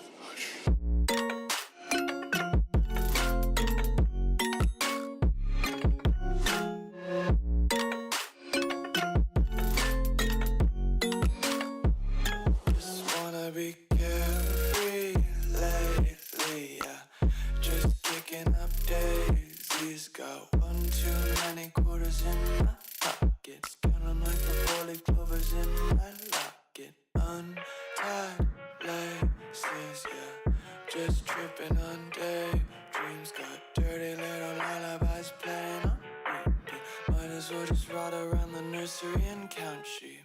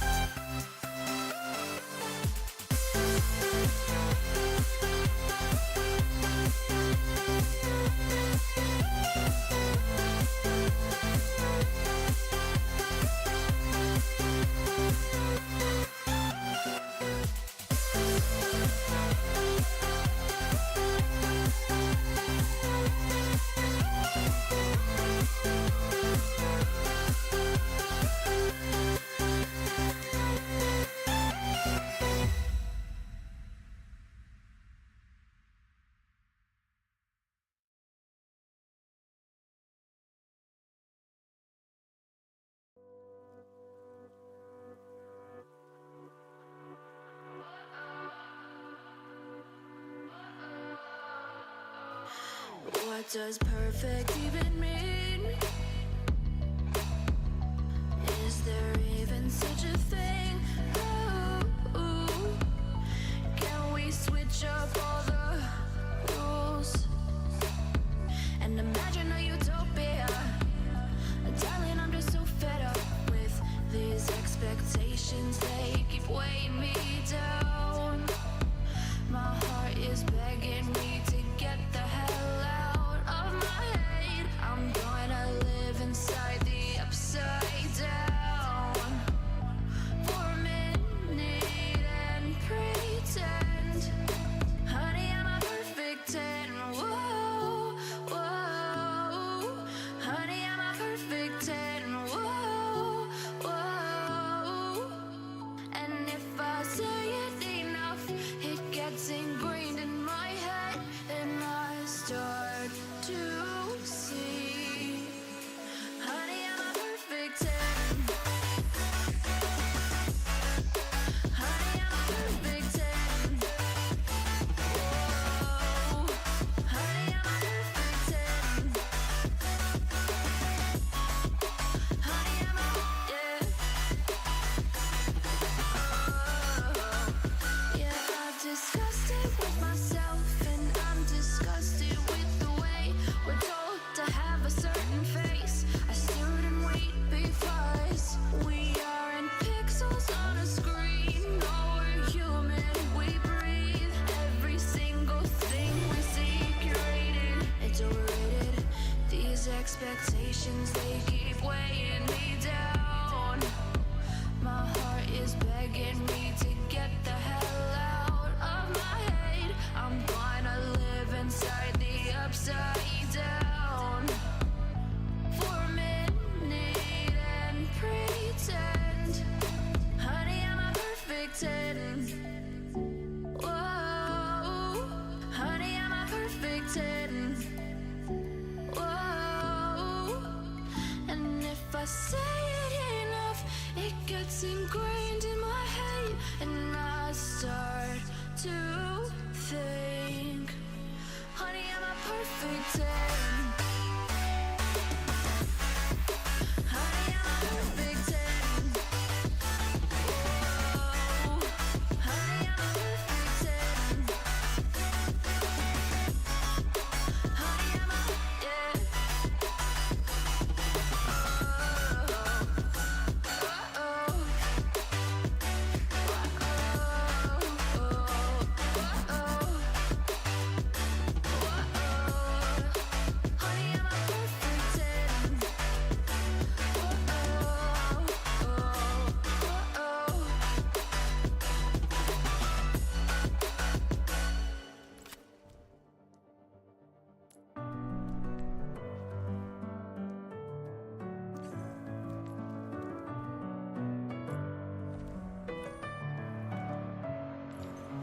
Messing with my head again.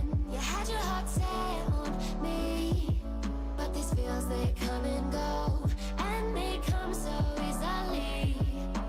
Tell me what it is about you that I can't forget, but you're breaking down my walls again just to set me free. Why do I, baby, why do I love the way you always, always leave me? Why do I, baby, why do I love the touch but never love the feeling? Why do I, baby, why do I love the way you always, always leave me? Why do I, baby, why do I love the touch but never love the feeling?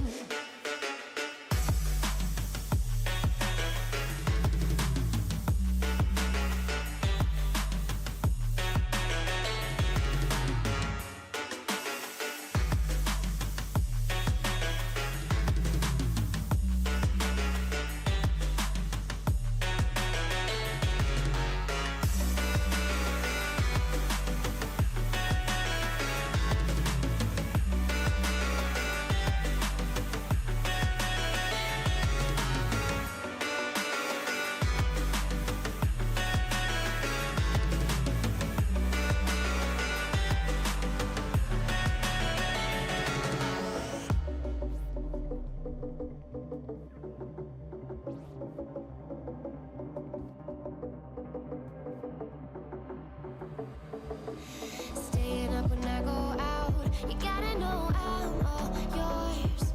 But when I say what's that about, you start slurring your words. Tell me why you have to seem so distant when I'm holding you. Your fingertips are drifting away, and I fucking love how it hurts. Why do I, baby, why do I love the way you always leave me? Why do I, baby, why do I love the touch but never love the feeling? Why do I, baby, why do I love the way you always leave me? Why do I, baby, why do I love the touch but never love the feeling? Why do I, baby, why do I? Why do I, baby, why do I? Why do I, baby, why do I love the touch but never love the feeling?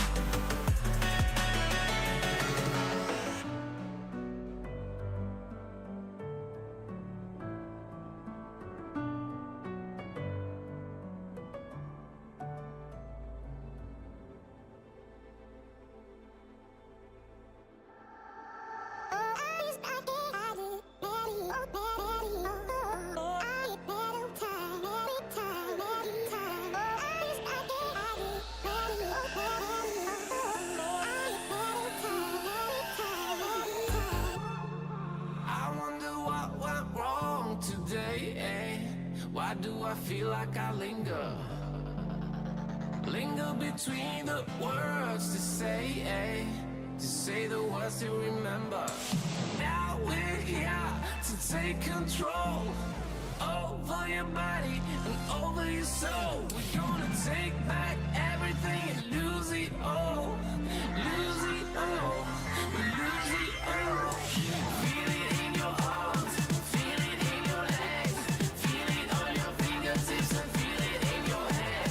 Just let your body go, just let your body go, just let your body go.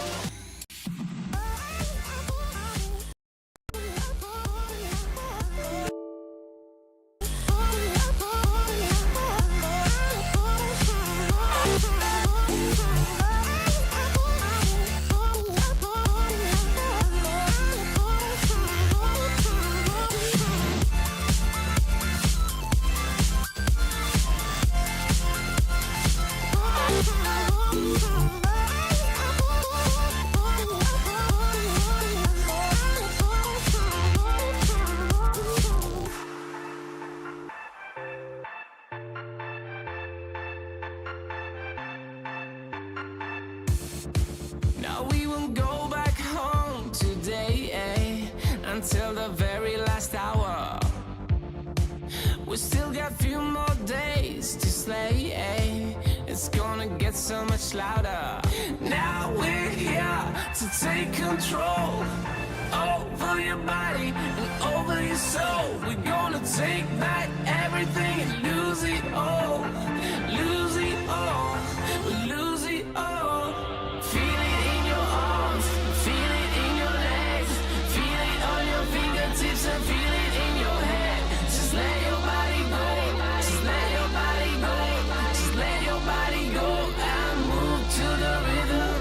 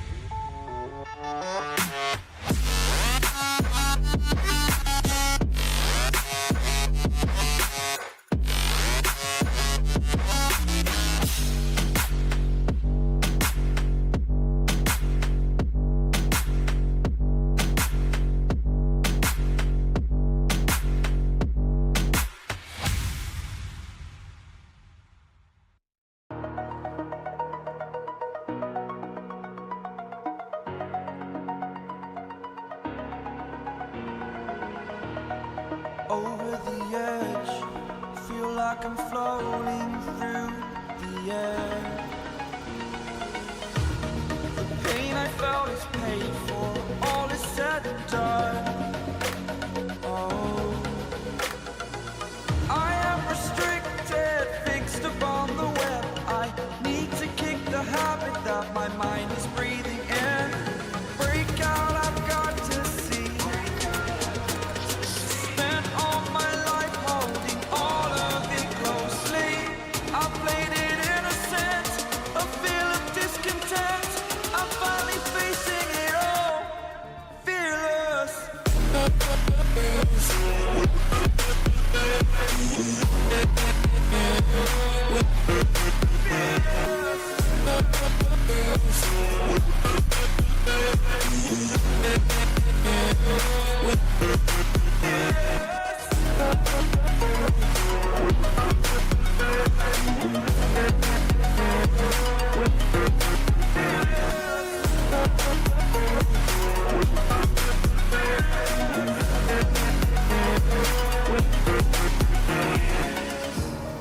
Burning the bridge that keeps us. I'm here and I'm feeling fearless. Exaggerated, that's what you assume. The story's over now, I must conclude. I am conflicted, watching where I step still. Hanging in the balance, not the life I want to live. I want to take it all, standing tall. Fear outweighed the person you are. Oh, break out, I've got to see. Spent all my life.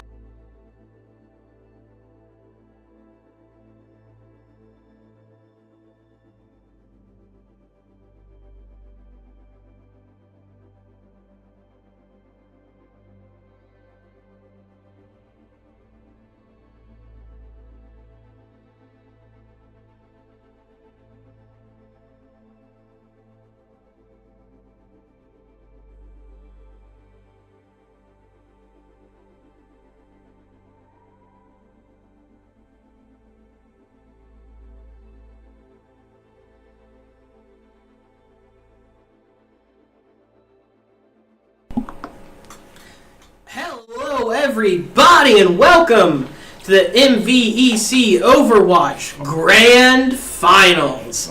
My name is AJ, aka Scribe. Here with me is...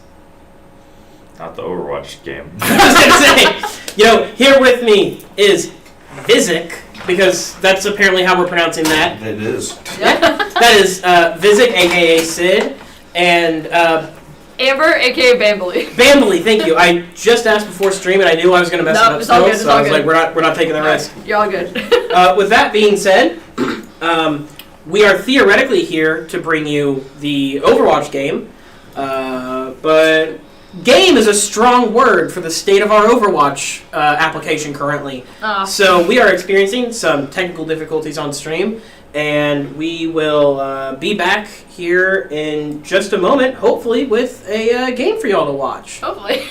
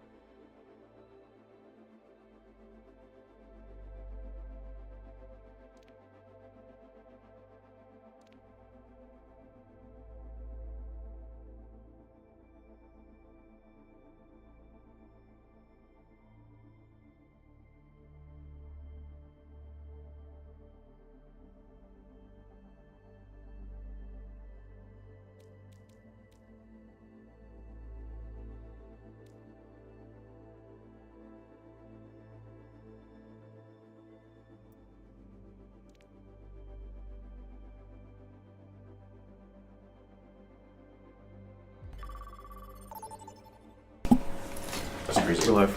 Yeah. Bless you. Bless you. Thank you. We're live. Yeah. Hello, everybody. Starting things off in Sneeze. And also, notably, a not crashed version of Overwatch Which is thus great. far. Yeah. Yeah. Knocking on actual wood. I was going to say, with that being said, going to, wow, that's not the menu that I meant to pull up. With that being said, I'm Scribe, or AJ aka Scribe. We've already done some caster introductions, but we'll go a second round real quick. Vizik, Sid Hudson. I guess, yeah, I might as well. Craig or Chris? Yeah, we got Chris here, and then I'm Amber, aka Bambly. Well, with that being said, And they do have skins. I was going to say, Skins. I do just want to say, folks, not super familiar with the Overwatch spectator tools on my part, so bear with me as I get my bearings here in this first round of play. But with that being said, very quick start as the Lucio speed boost come through from both sides. They contest the high ground right away. Interesting ball count from Warford. Do you guys play that often? No, we actually have Blurgan Turgan on. Oh yeah, you guys don't have a different tank now. Yep, we have a different tank this game. Say, Blurgan Turgan's Ball- epic in that role. Ball notably in a very weird spot after a recent quote-unquote buff that I've seen a lot of like higher-level players say is not great for the character. So with that being said, like, very interested to see how this actually plays out Yeah. in this match here. And this is a different comp than we're normally used to, so I'm excited to see what Wartburg can do against this co-team, as a Wartburg person myself. Yeah, I mean, Wartburg playing with, how many subs is it? Compared to your normal starting Two? Overwatch roster? 2, I believe? I believe it should be just two. It should be just 2 because Yellow 2 of them are Tyler- subs. Yeah. Okay, Yellow okay. Tyler and Aaron are normally our 2 subs, but they're pulling their weight. Yeah. That being said, for the people that are not normally avid esports watchers that are joining us in Twitch chat here today, I do want to apologize to those of you that thought Valorant was a confusing game and are still sticking around to watch this, because there is a lot going on here. We will switch off of just spectating the Ramatra now that we've gotten some of our audio issues figured out here a little bit. But the aggression coming out of, the aggression coming out of Warburg here, or rather coming out of Co, thank you. Words fail me while I'm also trying to push buttons. I cannot do 2 things at once. I do like the switch to the Malga off of the ball, especially into the Ramatra. I think that the burn damage offers a little bit more, and like the Reaper May is just going to make Ball's life extremely hard every time without fail. So. Do you actually spectate this game? Yeah. I can take it, yeah. Yeah, we found someone who knows how to work the spectator controls. Yeah. Perfect. Hello, I'm the spectator now.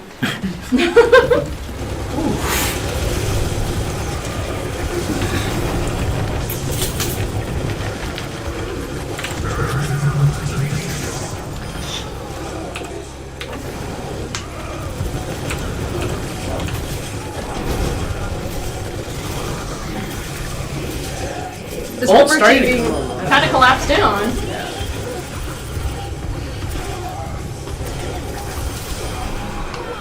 I know you said you liked the manga going into this comp, but I actually don't think it's the right pick. I don't like the Maga. I like the switch off of Ball to Maga. I think it's a step up. I think even though it's a step up, it's a not.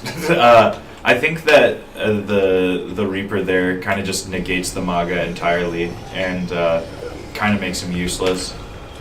I mean, to some extent, Maga's just kind of a tank shredder, right? Like, or not Maga. Sorry, Reaper's a bit of a tank shredder, kind of. Regardless, I think if nothing else, like Maga having the charge in which he's unstoppable feels better into the May. I like this Zarya switch even more, as opposed to the Maga or the Reaper, or the Ball rather. But I definitely think that we actually end up seeing a switch to the Ramatra, and for Warburg and off of the Ramatra onto Sigma, thank you for Ko here, which I think the Sigma switch I really like because the gravitic flux on this point with like the fact it covers almost the entire point, and unlike previous point, there was like the ceiling is much higher, so the gravitic flux value I think goes up, as well as the stun off of the rock and the more flexible shield compared to what the launcher had.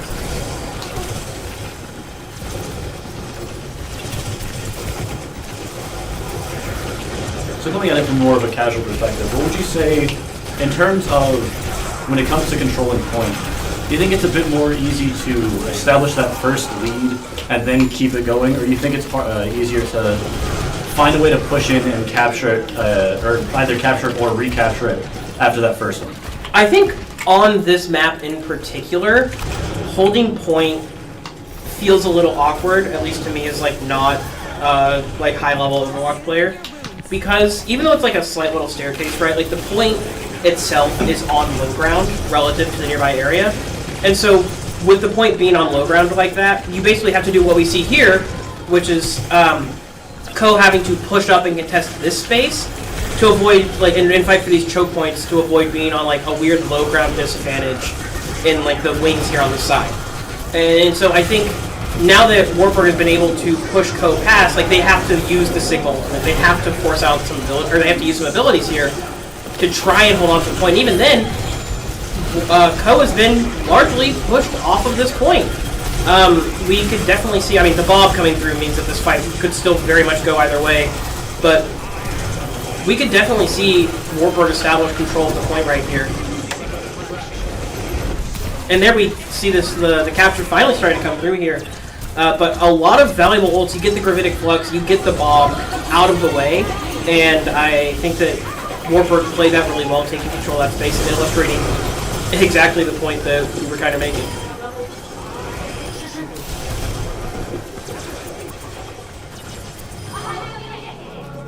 And then you see it happen right back, right? Retake is so much easier on control. You kind of just fight off and then just move on once everyone's dead. Yep. Like you really don't have, especially if you already have point captured, it's so much easier to stall and not let them touch point than to just sit there on point. Yep. I mean, Warburg had to get on point to capture it. Yeah. And Ko were just able to rain fire down on him from the high ground up in those wings. A Lucio play of the game, something that I'm always a fan of. I'm loving these Overwatch League skins. Yeah, they're really good. Nice. The white and pink ash skin was cool. Oh, the boop there. Lucio Nice. boops, we love to see him. God, the Lucio's just bullying that man. Oh. Great show game from Ko though. Yeah, I mean, strong team. They were in qualifiers for WCS for a reason. Yeah. I don't know. Yeah, that's fair. That's So fair. I was gonna say, what is a mode for? If they're playing NECC rules, Which I believe they are. It should be escort. Escort should be next. We get a ban from Route 66 from Warburg. Warburg banning the best map. Oh, Sid having another opinion. Route 66 is such a boring map, and it's so hard to take. Okay, but consider just choke points. And choke points are so hard in that map. It's really hard. I should say it's really hard to just finish the map. Yeah. That point 3 on Route 66 is so hard to. Oh, it's brutal. But consider, I like feeling like a cowboy. And Route 66 aesthetic. You can play Cassidy anytime. Yeah, but playing Cassidy on Route 66 is full aesthetic value. And what do I play Bronze Overwatch for, if not cool aesthetic value? No, Route 66, I do think that genuinely that is the reason I like it, though, is because, especially from like a caster/spectator point of view, the like 10-minute long overtimes as like you're just trying really hard to contest the payload in that final stretch on point 3. Like it makes for exciting Overwatch, but I definitely agree that from like a player perspective, it can drag on and feel so tedious.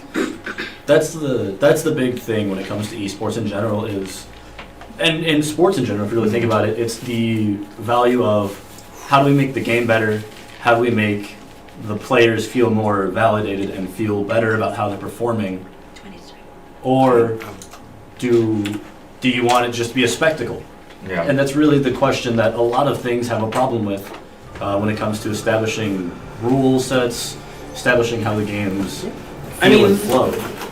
Not to cut you off, but I think even Overwatch itself is actually a great example of this, where Overwatch as an esport launched very, very early into the game's lifespan. And I'm going to be so serious, this is not that hot of a take. Overwatch esports in the first year or two of the game sucked. Because it was made to be a good esport, which meant that it was not good, which meant that it was not made to be a great game to play as a competitor. And I think that Blizzard has actually made really good changes to the competitive environment. I think that I forget what they're calling them, but the majors that they're implementing, right? And a lot of the changes that they're making to the competitive structure are going to be good for the game. And also, as a side note, moving more to the match in front of us here, the Shambali Monastery pick, I am very surprised that actually, no, that makes sense. I was going to say that I'm surprised we don't see a Mei coming out of Wartburg here, but honestly, I think that when you're on the attack, the Mei is not necessary. What is this? Some real cheeky stuff coming out of the Mei wall coming through, blocking off the spawn retreat. That's going to be a team kill. I think, did Lucio get out? I think Lucio got out. Someone got out. Yeah, someone got out. Lucio has the opportunity to do the funniest thing in the world and just cap right now. I think the Symmetra pick is really interesting. I think it's for this, so that you can TP past this choke point. Maybe. That's interesting. Yep. Yep. Pretty good.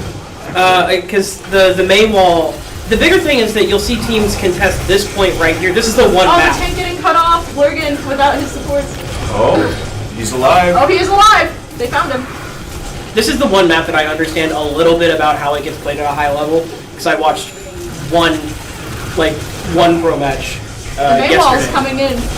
But the contestation of this choke point right here is huge, because this is not the biggest stall point. The biggest stall point is around the second bend, and so as much time as you can buy here as possible is huge, specifically because this is not your strongest point. And so you do cheese strats like this with the Mei wall and things like that just to buy you as much time as you possibly can. Because you know that you have another, cards on the table, chips are down fight coming up soon. And so even, you see these TP strats coming through here, and I think it's necessary because Wartburg knows how much of a fight they're going to have on their hands once the second choke point hits. Also the hog switch, to little avail it seems. The Mei wall is just getting cut off over and over again. As I say, but I mean, what do you do to answer the Mei wall, right? You've got the Reaper, or no, sorry, they're not on the Reaper. You've got the Symmetra though, which the primary fire will still help to burn through that, but it just doesn't matter.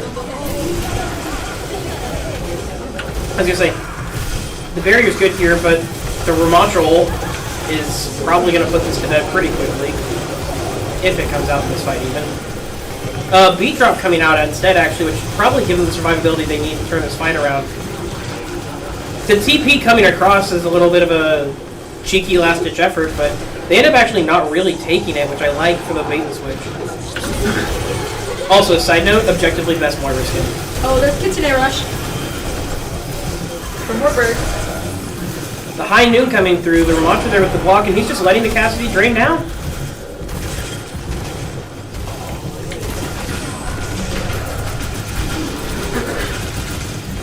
Oh! Brutal. A minute left on the clock as another wipe, or not wipe, but a reset happens here for Wartburg. Wartburg only going about 3 meters. Is it miles or meters? Maybe meters. Meters. Okay. Capital A, I think it's. Yeah. I don't know Overwatch, but I do know distance notation. Just getting cut off at that spawn point is just really hard. The Death Blossom for 3 is brutal. The Orisa switch happens. I believe it was Flats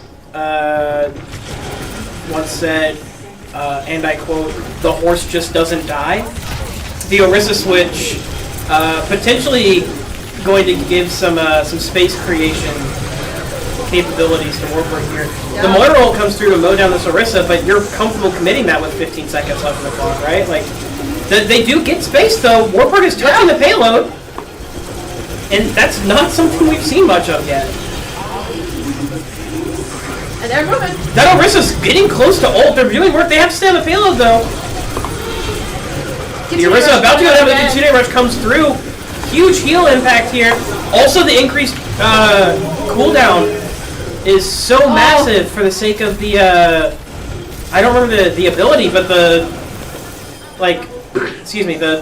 CC immunity coming through there. Now, all that for 6.7 meters. Yep. But that's tough, though.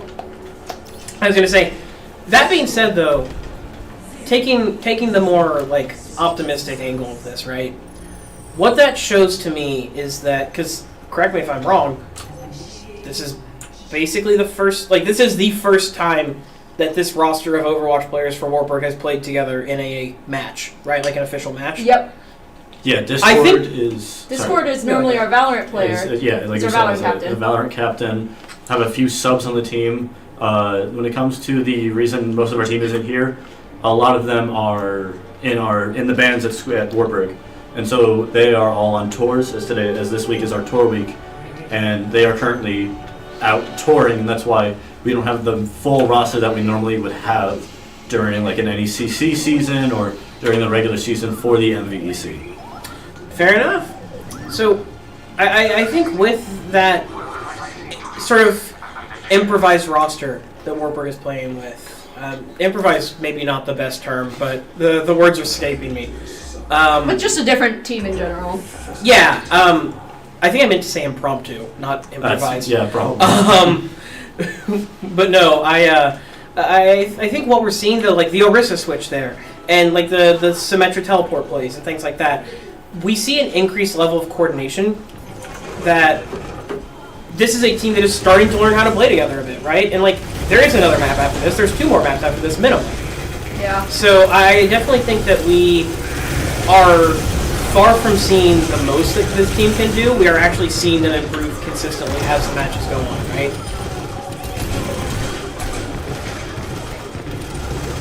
Drag able to take down Kelly. Oh, the Malga charge! Brutal! And Ko gets there right away. I was gonna say, that Malga charge was just brutal, but all in all, I was gonna say this Reaper happened on map 1, happened again on map 2. The Reaper's just good. The Reaper gameplay is really nice. nice. And that was There's that excellent ult. Yeah. Oh, the Orisa pushed him into her teammates. It's insane. Extremely unfortunate. Yeah, well.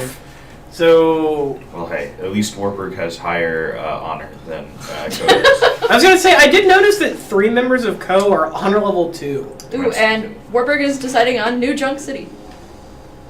I was gonna say, now, I do have a few ideas on how to greatly improve the state of collegiate Overwatch and Overwatch as a whole, which is, it's still a best of 7. Yep. But it's just 7 Hanamuras. No. No. It's just 7 2CP maps. Well, they recently did release a new version of Clash. I despise that game mode. Clash. So Clash was 2CP.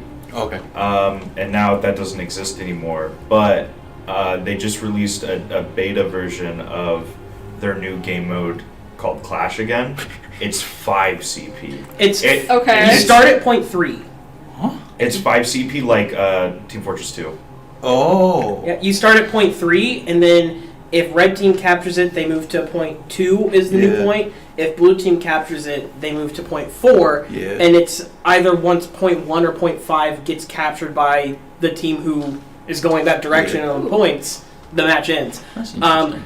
my biggest issue I currently have with it is that in playing the beta function of it on a live servers, there isn't a time limit, and that game desperately needs one. I don't know. I mean, granted, you have so many matches ended in a draw, but like, honestly, I'll be so serious. I'm not actually a fan of 2CP, but I am a big fan of Hanamura specifically. The map is just very fun. Like, give me Hanamura, except that it's like just a King of the Hill map, and I'd be happy. Oh, Flashpoint. Something I want to note too is Ko is making 2 substitutions. Ooh. Oh, noted. So the Reaper actually, I think, was one of them that is getting subbed out. I was going to say, Kelly the Reaper Dunn. is... and I don't remember the other person's name, unfortunately. Now, that being said, over under honor level 2.5 for these Yeah, I was players gonna coming say in. it depend. Both Honor of the level, threes. we're putting the line at 2.5. They both have 1. Are we going over? I'll go over. I'll be the optimist here. I'm gonna go I'll say under. over. Under. I won't make you commit to both of them being the same. I will say. They both have 1. They're about to come in with like an honor level 1 and an honor level 4. They're or gonna have something. an honor level 6. So then who wins that way if one's 1 and I one's mean, that's 4? what I'm saying. I It's thought it was different. just averages. Oh, just average? Okay. I'll still go over. Okay. I'm optimistic. Yeah. So then I guess we'll set the line at 2.6.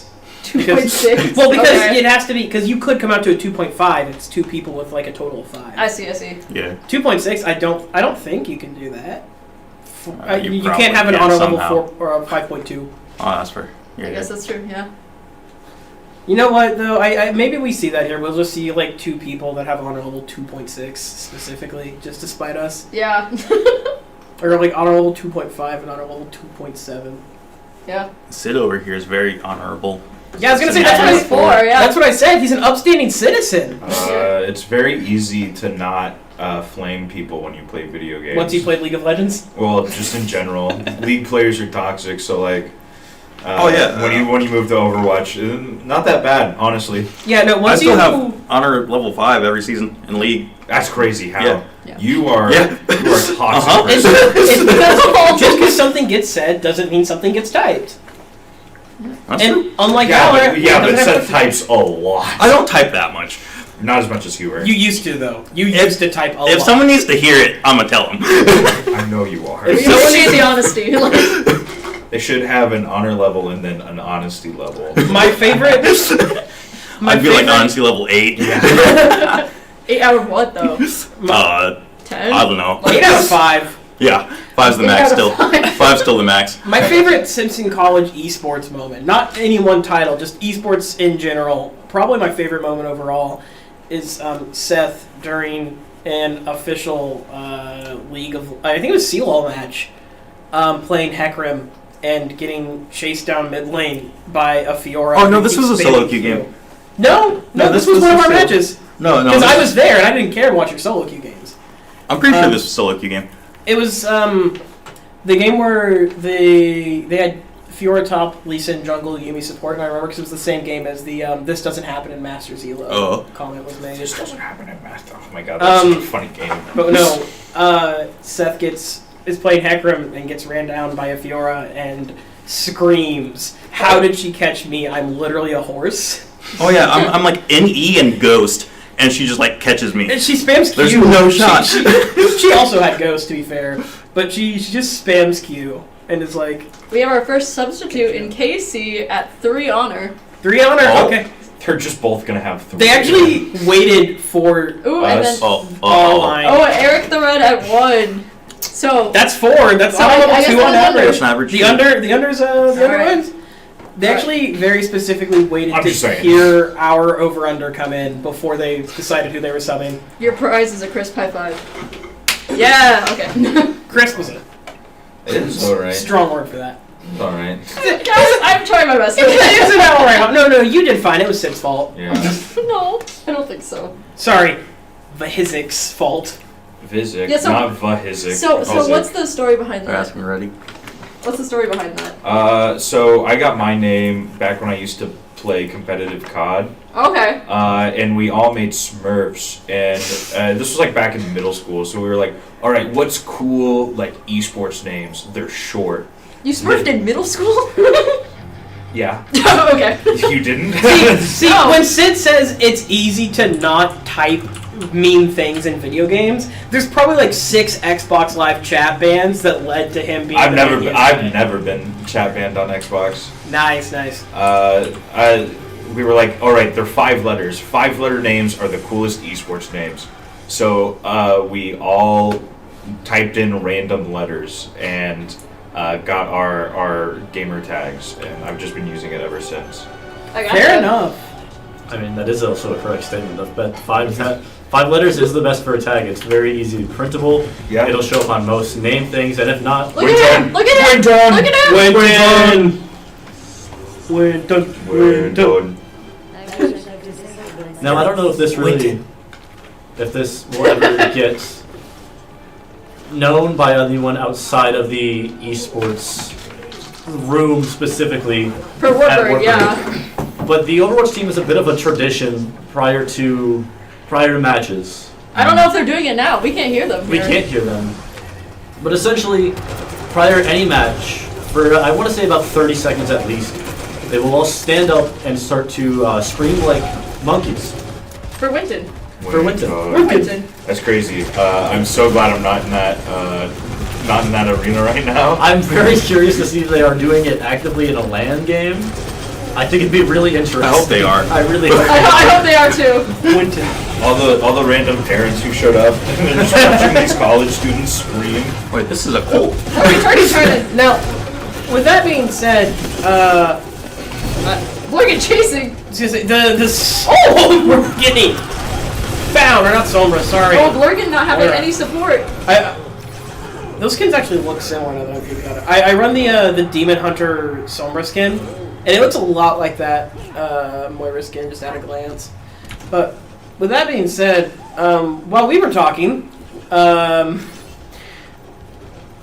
Co captured the point. Well, not captured the point, but they have gained control at the first point. Assault? Is that what this game is called? This is Flashpoint. Flashpoint. So sorry, I can't keep it all straight at this point.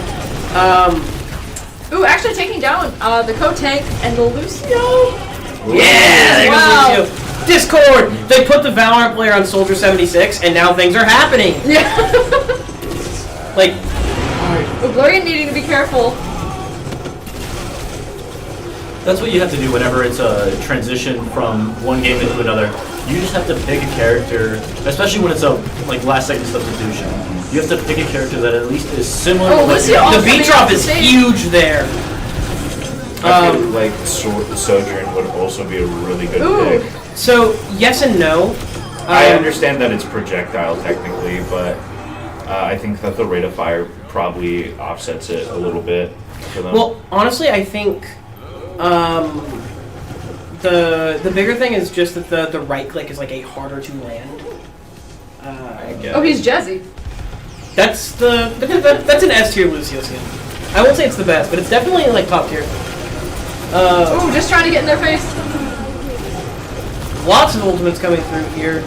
The Rampage from Junker Queen. Now Warburg's Rampage also online. Ooh, Discord taking out.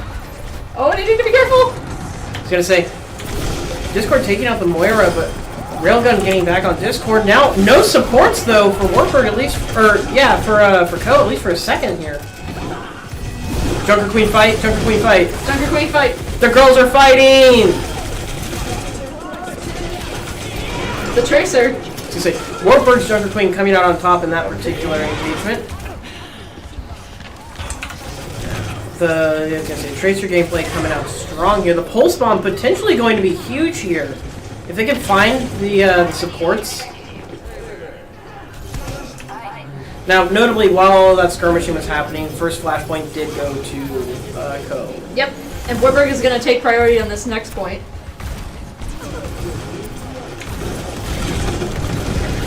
Whoa! I really like that out there, if for no other reason than to escape. And like you've got plenty of Ooh, Blurgan taken down. Moira. Finds another one on the Cassidy. Gets killed by the knife of Railgun though. The Gracie actually coming through. That Soldier 76 skin looks so goofy. But if you're the one playing soldier, the gun looks so sick. Okay, there it is. The gun just looks really He cool. has like a Koopa shell in his head or something Yeah. like that. Oh, it's the One Punch Man skin. Oh, is that what that is? That's what it is? it's the I think it's like Mugen Rider or whatever. It's Oh, the guy. Oh, Yeah. this is potentially going to be a huge rampage. Yeah. Oh, actually, only finds one, I believe. Yeah, I think Not as that's much value as you wanted there, because Warburg was able to get around that corner.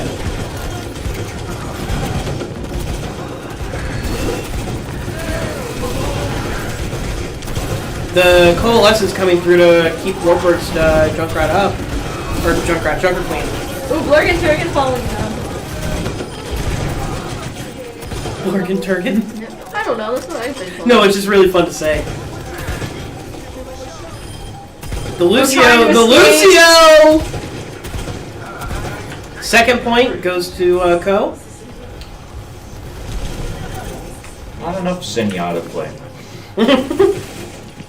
Is that your one complaint? Yeah, that's my one complaint. Not enough Zenyatta play. Oh, wow! That pulse bomb. No other character in this game kicks people, so Blurgan taking out the other Junker Queen. Frankly, I think that not only do we need more Zenyatta gameplay, I want to see Warburg go, or not Warburg, either team, honestly. I want to see Ko or Warburg go Zenyatta break. that sounds awful. I'm gonna be honest with you. Yeah! I didn't say it would be good, I said I want to see it. Oh, the high noon from up here potentially going to be lethal. Just go Zen Ana. Just make the other team's Go- tank hate their lives. Just go dive. That anti-heal, huge from Ko there. And critically, haven't burned the high noon yet, and they're already turning this fight around. No, no.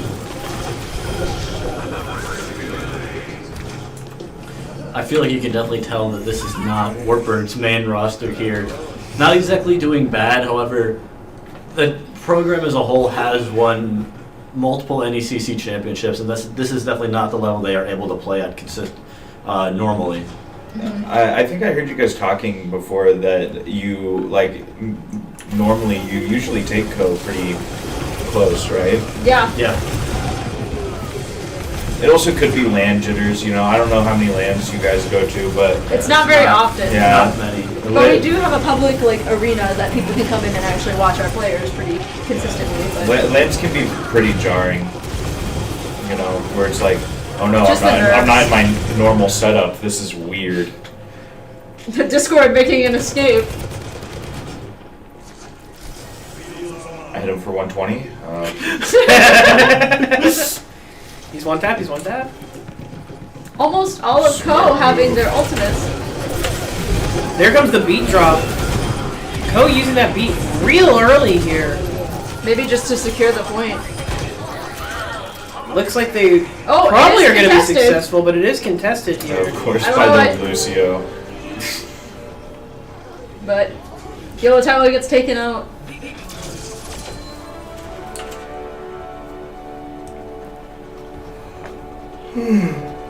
Those are some cool skins. Oh yeah. I love that Junker Queen skin and that Moira skin. Ooh! Speaking of, That's on this battle pass, I believe, right? No, Or it was on last the last battle. battle pass now. We were just talking about this skin beforehand. Yeah, it's super cool. I do still really think... Oh, it's literally the same hood design as Demon Hunter Sombra. They just put the silver lining on it. That's why it looks so similar. Yeah. So, Next up. One more game. we got one more. Well, hopefully not one more for us, but... I just saw the players saying good match, and I had to like double check in my brain if they were referring to No, just we that should one have- round. we should have one more. We should have two Yep. more. We should have two more. No, Best of that seven. was game 3. It's That's best game of three. three. All three have gone. Yeah, It's that's- BO7. BO7, you win 5, right? No, first Four. to 4. First Oh, report. really? Well, BO9 then- is then, 55. Someone's going to be upset. Because they wanted to do best of 7 so all the game modes could be played. Well, And there's 5 game modes. oh, is there? Oh, because yeah, they added Flashpoint very recently, right? It's it's hybrid and push. Hybrid and push uh, left. So Gotcha.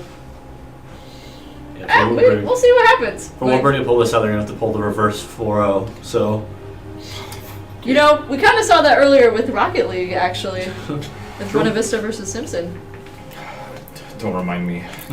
Rough game. Oh. Still recovering. Yeah. It was super fun to watch. It was a lot of fun. My voice is shot from casting that game. It was so much. It's a good game. We love to see close, competitive games. Yeah. I always say that, like, and obviously I'm a little bit different when Simpson is, one of the teams playing, but I always love watching, like, more esports, right? Like, I have, like, professional teams that I like in most things, but genuinely more than baby, woo! Rather than seeing, like, the team that I'm rooting for, like 2-0, 3-0, whatever, I would much rather see things go to, like, Game 7, Game 5. What a pretty map this is. No, not push. Dude, the robots have unionized. I hate push. Oh, why? It's such a boring game mode. I love push. I just hate Coliseum. It's so awful. This map, though, this is actually my favorite it just push map. feels Probably. so bad to play. Is this in London? No. I think it's either Spain or Portugal. It's Spain, I'm pretty sure. Where's our robot friends? Here they are. I don't remember the name of this guy. Did they give it a name? Yeah. He definitely has a name. Me and the Moira player for Wartburg, she normally casts with me. We talked about it on stream one time, but I don't remember what exactly it was. I'm Googling it now. We have to get it right. She's gonna be so mad that I don't remember. I'm not even gonna lie. I don't actually know the robot's name because my friend and I just have a nickname for it in our games when I'm playing Overwatch with the one friend I play with. We just call the robot Walker because he doesn't move fast. He is a walker. But ooh, fighting immediately. Nice in the fish pig. That dude's a tank now, right? Yeah. With Blurgan Turgan needing to be careful.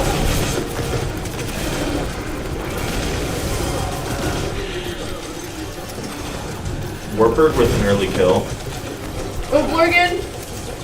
Barely hanging on. Warburg taking out the other support. And sending the robot back.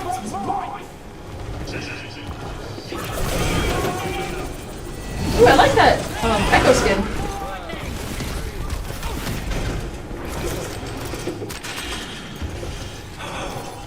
I think push is a more comfortable game mode for Wartburg anyways. I don't know what the favorite is, but...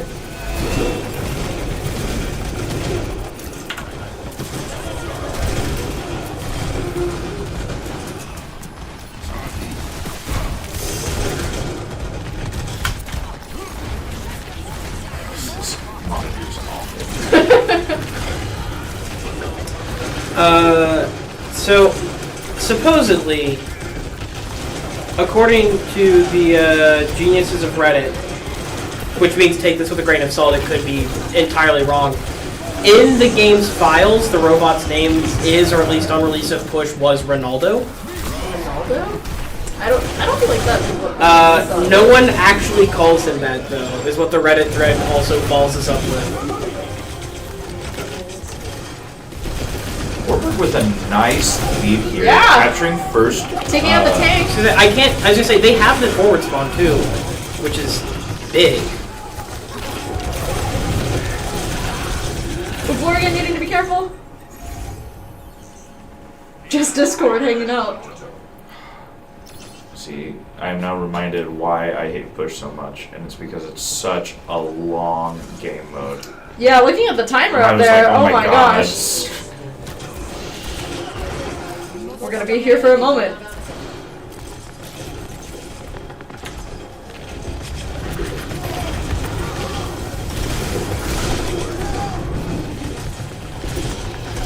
Look it out. Can't get back to safety. Ooh. And going down. Sadly, that Suzu negates the Junker Queen ult. Yellow Tyler needs to run! Lucio moment though. I was gonna say, escape of the century. The other TS1 is the like official robot name of the robot. Yeah, TS. Yeah, that's what it was. Healing up Discord. There's apparently also a large section of the player base that calls the robot Jeff in honor of Jeff Kaplan. Jeff Kaplan. Oh, I think Jeff is a better name. Papa Jeff. I thought TS stood for something, but I don't remember what it was. I just had it Team Solo. Hold on. Yeah. No. Morgan going after the Kirko.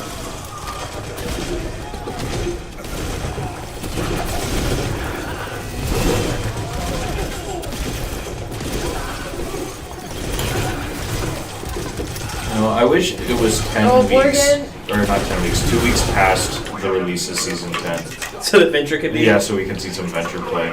Some Rock Eater action. I'm definitely interested to see what the potential comps are going to look like with Venture. I don't know if Venture gets played that much. I'm going to be so serious. From the players I've talked to about Venture, they feel like Venture is broken. Well, like... They have super big burst damage. And just like a lot of stun too, right? Yeah. I almost wonder about the ability to like get in position, like on game modes like push, right? Like with the short range on their weapon, I just wonder about the ability to like get in position. There's a Kitsune Rush. On the Venture. Hope in we're like good. a coordinated team like this. I want to see what happens with this Doom Pistol, but it doesn't look like we're going to get to see it because the wipe happens. I mean, the Kitsune Rush was huge there. TS is still pushing. I cannot find what TS specifically stands for, but its full name is the Treadweather TS1 Large Utility Robot. Treadweather.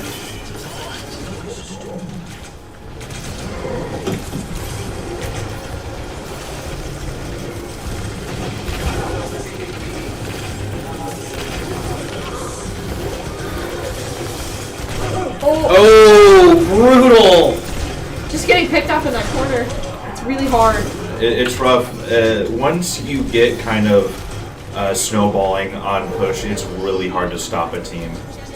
And while Warburg, it's like near their spawn, it's still just going to be hard to push them off it. The high noon coming through here, honestly, more than anything, just buying Warburg some space to take. Yeah. The rewind coming through from the Tracer. Oh! Nice. Into the pig pin. Amazing there. Oh, that hook narrowly missing as the Lucio just a little bit too speedy. The Doomfist behind though might get burned. Instead, looks like they so far go unpunished. Warburg has to start to back up. Oh. I just realized they have Discord on Cassidy now. With drag taking Soldier. Oh, brutal. Oh. Actually getting drag again. Rough. Game, set, match. Co takes it 4-0, I believe. Yeah. That is what that was. Congratulations. Yeah. Congrats to Co. Good job, Warburg. The play of the game is going to Lucio. Hey, listen. I always love a Lucio play of the game. I said it once, I'll say it again. Big Lucio fan. Yeah. When it really came down to, with every single one of the matches, it seemed like Warburg were able to at least establish a little bit of something of a foothold, but were never able to actually fully turn the tide for themselves. A lot of it was just Co sort of starting a push downhill, hit a little bit of a bump, and then kept on rolling, almost like it's a big snowball that you keep building up. You lose a little bit, it falls off, it melts a little bit, and then it just keeps on going after that, and potentially even harder, much like it was with the push there, where Warburg got what it seemed like was a decent lead to start it off, kept fighting through the contests, just not able to finish it off too far, and then once Co got control, it never let up. Yeah. Well, congrats to both teams for making it here, and do we have much else until Smash? We'll have an interview. Oh, interview, right. Sorry, it's my bad. And then Smash. Yeah. Smash at 5. So we will see you here soon with an interview. Yeah. That being said, It's been fun casting for y'all. I'm Scribe. I'm signing off for the day. But I'm going to be in Black Box cheering on the Smash team when they're when it comes time for them to play. Yeah. And thank you guys so much for tuning in. For me personally, I hope you guys all have a great day. Thank you. Yeah. Later. Bye-bye. Thanks, Floyd. Of course.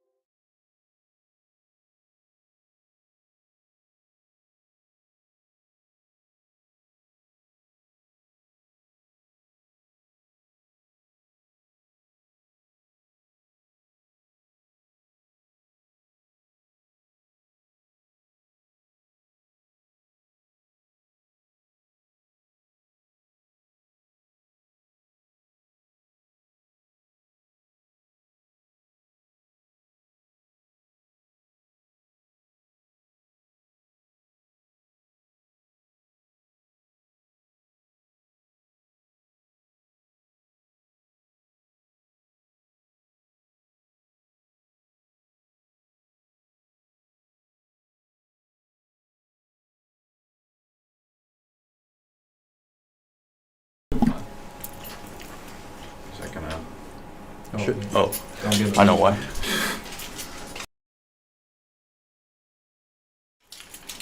I think I shouldn't be up here because I'm a sub. You Oh, want to take my spot? all right. So we have our MVEC Overwatch champions, Co College. How do you guys feel? Pretty good. Feel good. Yeah, That's that's fair. I feel good after that game too. So, do you guys get to go to a lot of lands? What's your guys' land experience? We've been to, I want to say, 2 other lands this year. We went to one just a couple months ago in Chicago. Mm-hmm. We haven't won one since our first semester freshman year for 4 of us anyways. Mm-hmm. And that's pretty exciting, but otherwise we've come close, but we haven't really been able to win one, so it just feels nice to get a win. That's good. That's good. So I didn't pay a lot of attention to the Overwatch season this season because Simpson didn't have a team. That's all right. Yeah. But it kind of sounds like you guys dominated the whole season.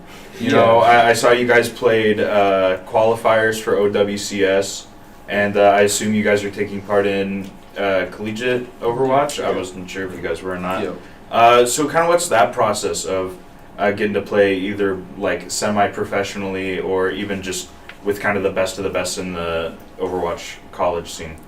Oh, like, what do you mean process? Or like just how is it to play with some of those?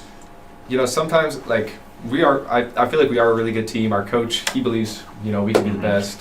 He's kind of crazy, but but I mean, sometimes, you know, we go against some of the best players in the world. We played in Overwatch League and this game is basically like it's been their lives for years, and you know, we get to compete with them, and it's still like exciting and a fun experience, even if we probably lose to like the top collegiate teams. But I think it's still a really fun experience to play the best players in a coordinated environment as like a collegiate team that's just kind of thrown together, just kind of happened to be this way. Yeah, like I would say it's really cool because a lot of the players that we get to play against are even some people that a lot of us have like watched play, you know, in different leagues. So some of them even like OWL. So no, it's definitely like a cool experience, just like getting to go against people like that. That's good. That's good. So, what were some highlights from either this season in MVEC or just your overall season this school year? We played Timeless. Yeah, you guys got to play Timeless. Yeah, that's cool. insane. Mm-hmm. Really? Yeah. No, I'm a big Timeless fan here. Sorry. It was crazy. It didn't go well. Seeing as they play second in OWCS, I assumed it didn't. Yeah. No, I would say our placements in both like OWCC and WCS this year, like, I think surpassed our expectations. I mean, at least mine. So it was. I'd say that would be our main highlights, like our placements in that. Any other highlights from the team? More so of a personal highlight, but I got back at my old from my high school league.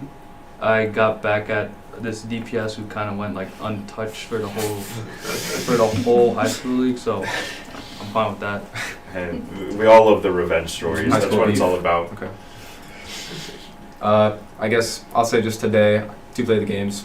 I'm pretty happy about that. Oh, that was big. Are you the Lucio player? Yeah, yes. That's a lot. I know. It doesn't happen much.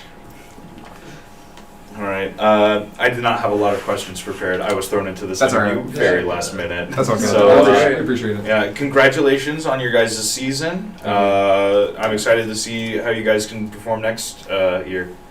So, thank you. All right. Thank you. Appreciate it. Safe travels home. Thank you. Yeah. Yeah. All right. Awesome. Chris?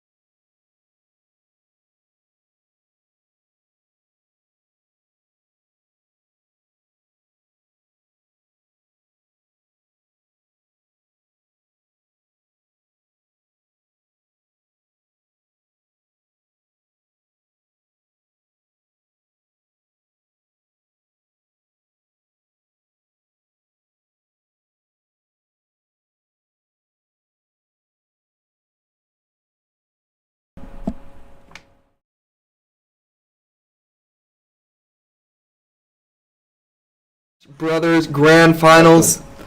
Okay, we're getting paid. Thank you for tuning in, and we're ready to get started.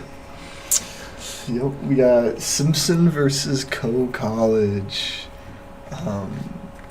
Yeah. Yeah. So I'm really excited to see this. I mean, we've had a lot of run-ins with Simpson and Co. have had a lot of run-ins so far. So I think it'll be a really good match.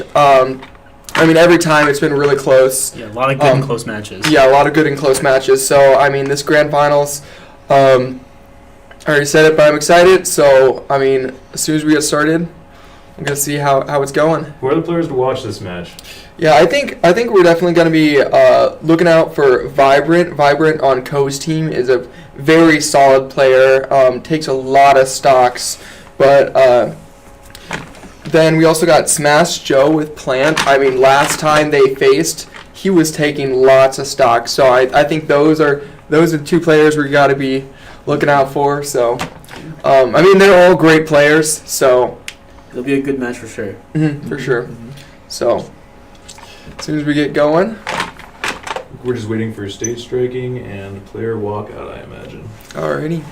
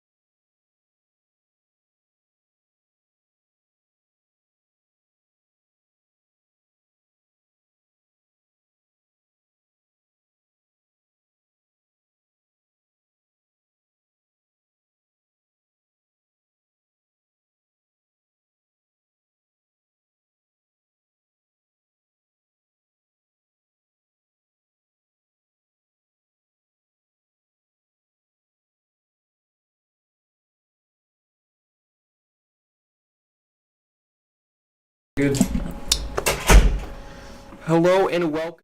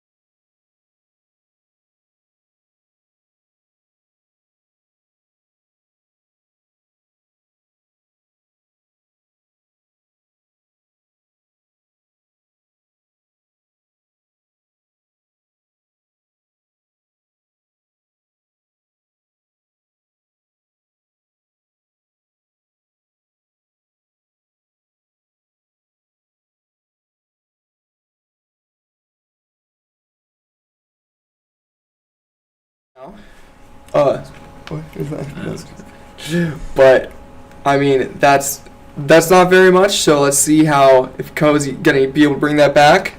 Started off close as these matches usually go. Yep, exactly. Still that unfortunate SD right in the beginning. Mm-hmm. Yeah, that is definitely that's very helpful for Co to be able to bring back with this small. Yeah, so they're only not behind by very much at all right now. Unmute Discord. Oh no.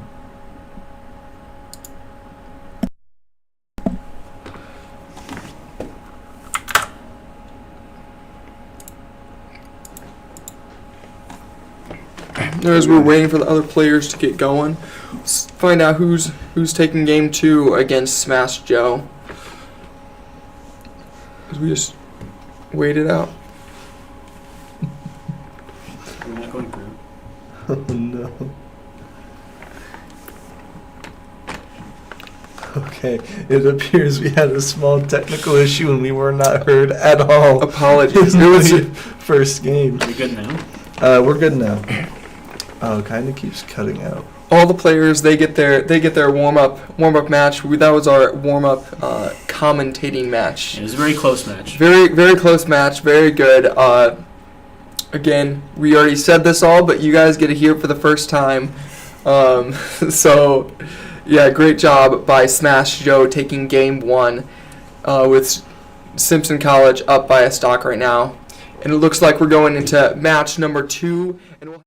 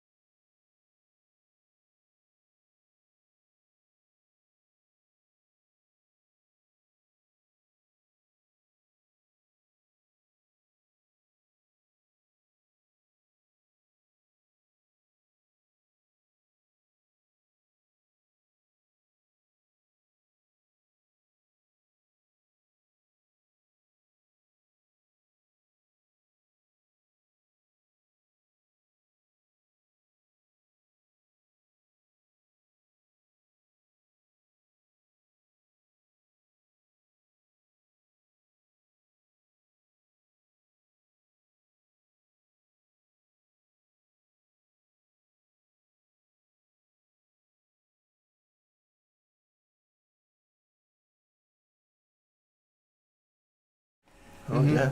Exactly. Five solid. Good old 5 stocks right there. So Simpson's in with a 2-stock lead, if I'm correct, right? Yep. No. Yep. 2-stock lead right now. It's a pretty solid lead, but I mean, I think Gio, with what we just saw right there, could definitely get a couple solid stocks off before, or maybe sweep the whole game. I mean, I don't want to speak too soon, so. See. Yeah, exactly. So, we'll just wait, find out who we got next for game number 3.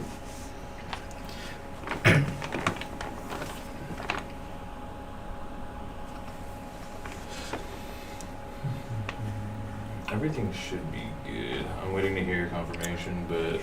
So it looks like we're. Oh.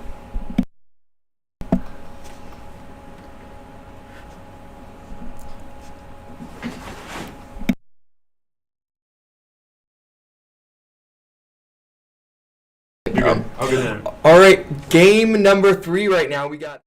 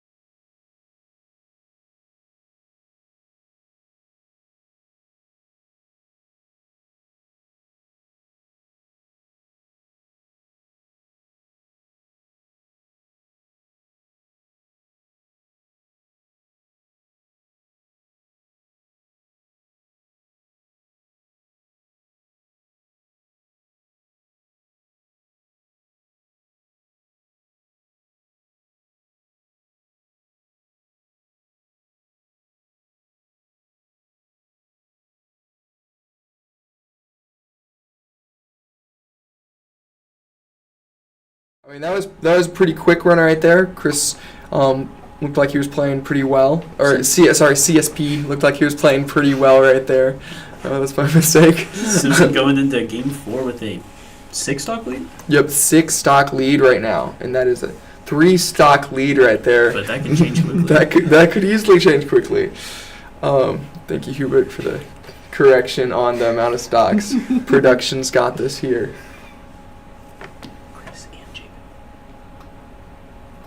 A 6-stock lead right now, isn't it? Yeah. No, but there's only 3. There's only 3 stocks left. Co has 3 stocks. Yeah. Yes. Oh, sorry. Yeah. Yeah.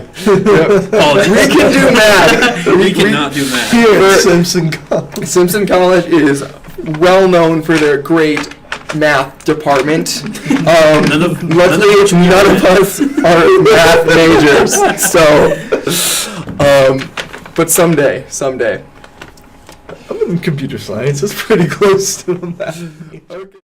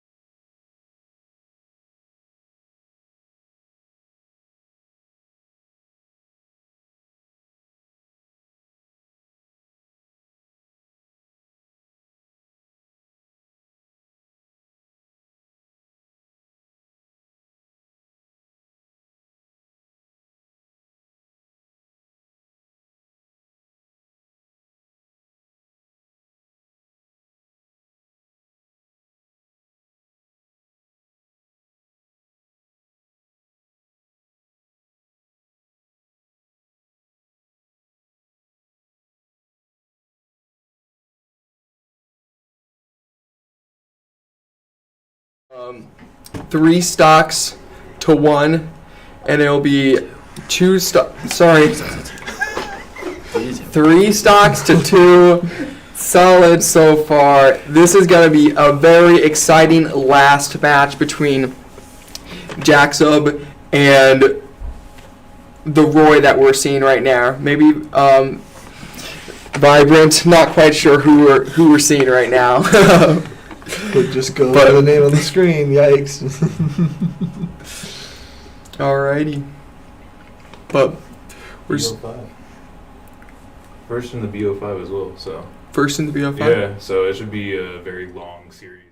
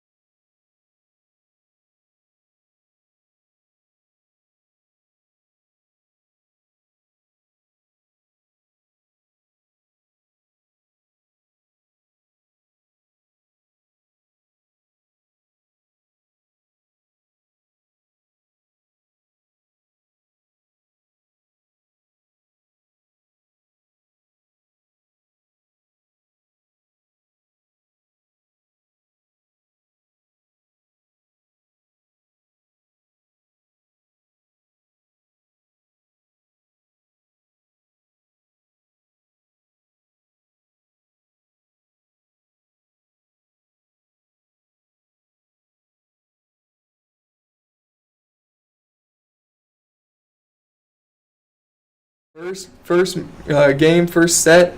Simpson solid right here at the Good play from all the players. Exactly. Solid gameplay and came very close right there. There was a pretty solid lead, but Co brought it back to the last stock. Not quite last hit, but Jacksub did not let that happen. So looks like we're going to be going not quite straight, maybe some controller issues. Yep, going straight into the stage pick. Nope. We're still late. Just some minor technical difficulties, possibly. We're being juked by our own players. Yes. We're going to stage like, no, we're not. No. Controller sport. Controller, maybe. Nope. But some things to improve for this round is definitely going to be our piranha plant not SDing right away. Yeah, but I mean, even with that, Even with still that, regained the lead and took the first game. Yeah, he still did very he lost that stock, but I mean, still played very well. He did, yeah. Smash Joe, solid game. But if the piranha plant doesn't lose 2 to the Kirby, like, how do you guys feel about the remainder of those stocks? Because I think that sets up the PT a little bit better into that Roy matchup, yeah? Yeah, no, it definitely could allow the PT to get an extra stock off on the Roy and give jacks up an even greater lead. Yeah, exactly. Just a little bit more breathing room. A little more whenever. edge. Yep, exactly.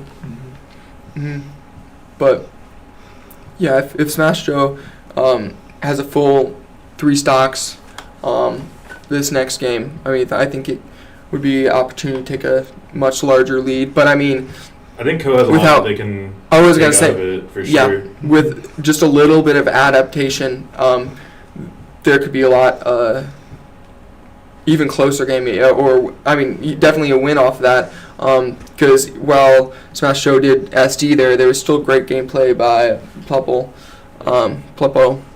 So I think that Kirby gets that 3 stock on the plant. I think the momentum looks a lot different. Yes. Because then PT maybe loses 1 to the Zelda, and then from there playing out, I think is going to be a lot closer. So there's definitely some big takeaways between both teams, and I think that it's going to be a very interesting next couple games. I think game 2, again, like a lot of momentum from game 1, but like you can kind of write it off if you're Co, right? Like you lost by 1 stock. Yeah, I was gonna say very close. So. Again, like you can write that off, but it looks like we're gonna get into game 2. Game 2 right here.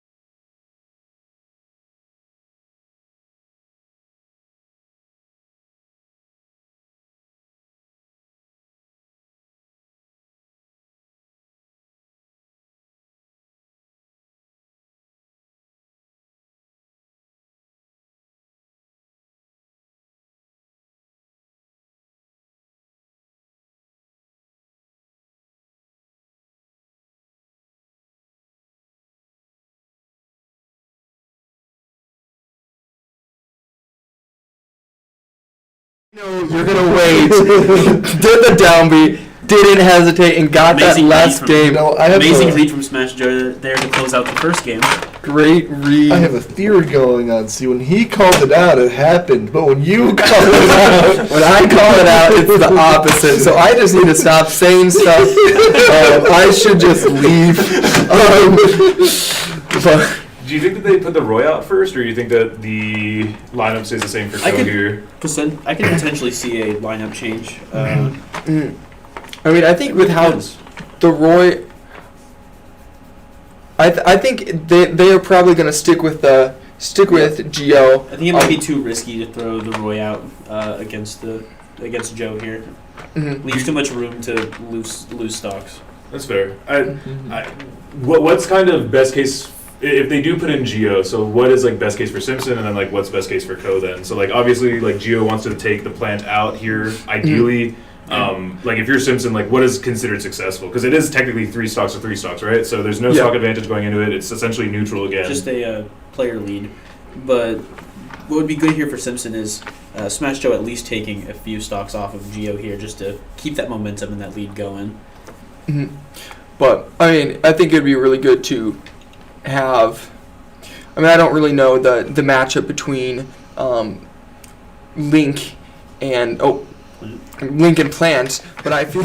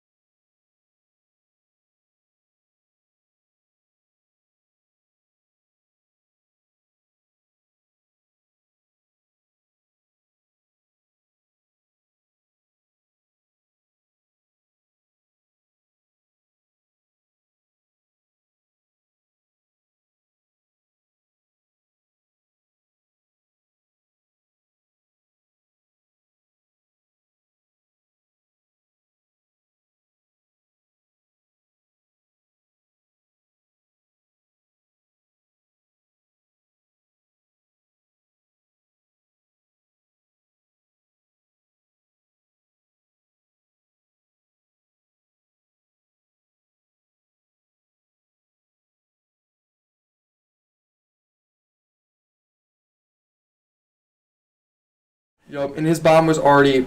He didn't have time to hit himself with the bomb. That means we have Joe. That's with the 5-stock lead now. Yep. 5-stock lead going into the Roy. We assume. So we talked about advantage going into second player. What is Simpson's best case now, right? So ideally you wanted to carry the momentum from the first one. Yep. You obviously took the momentum, I think it's safe to say, getting 3 stock. How much more do you put on the plan before you say, like, all right, you did your job? Ideally, Smash Joe here will take another stock. I mean, another 3, hopefully.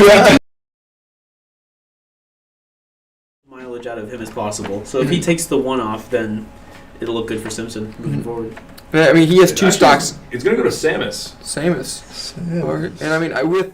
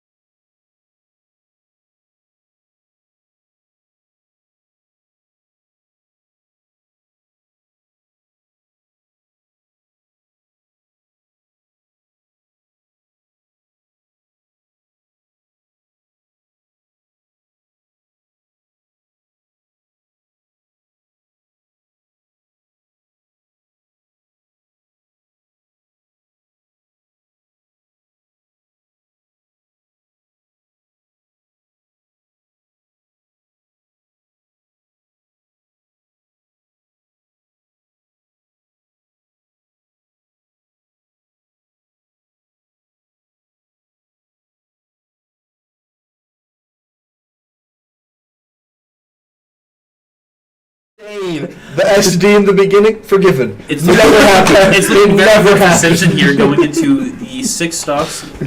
With 6 stocks left. Yep, 6 stocks. Yep. 6 stocks, 2-1 right now. Which one of our Smash players Joe just to get in there and have a little one go? He went a little bit low on that ending, so gave Samus more perfect time and opportunity opportunity to get a down B. Down air. The down air, just the unfortunate part of Plant's recovery. Is very easy to hit from the top. The head is exposed the whole way.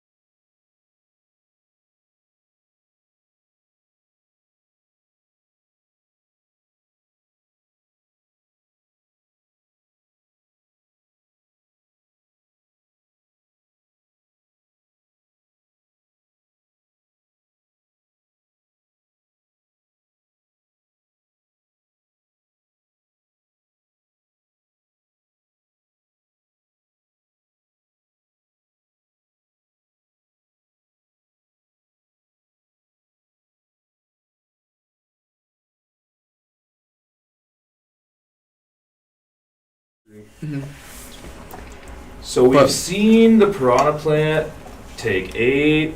We've seen them take, what was it, game 1, 6? Yeah. Are we taking bets for game 3 or 9 right here, right now? Is it possible for the Piranha to take all 9? Piranha Plant 9 stuff. As my favorite low tier character, he's taking 9.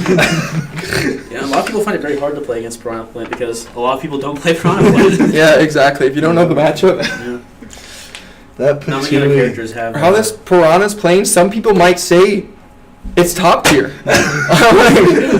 Obviously, no. I wouldn't agree with those people. I wouldn't either, but There's not a lot of characters in the game that have a kit like Piranha Plant, so it's hard to adapt to. Very.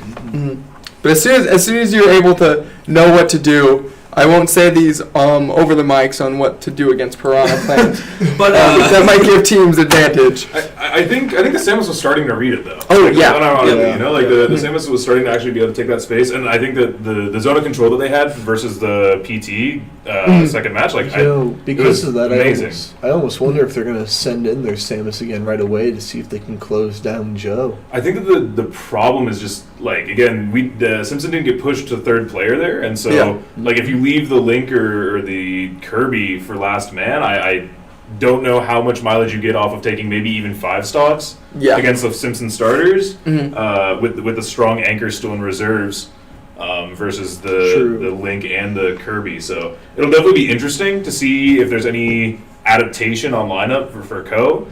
If you're Simpson, how are you feeling? I imagine that you're just kind of like we'll take the same matchups, we'll run it back. Maybe we push for 9. They're on random. Why fix Yo, Ko hovered random right there for a second.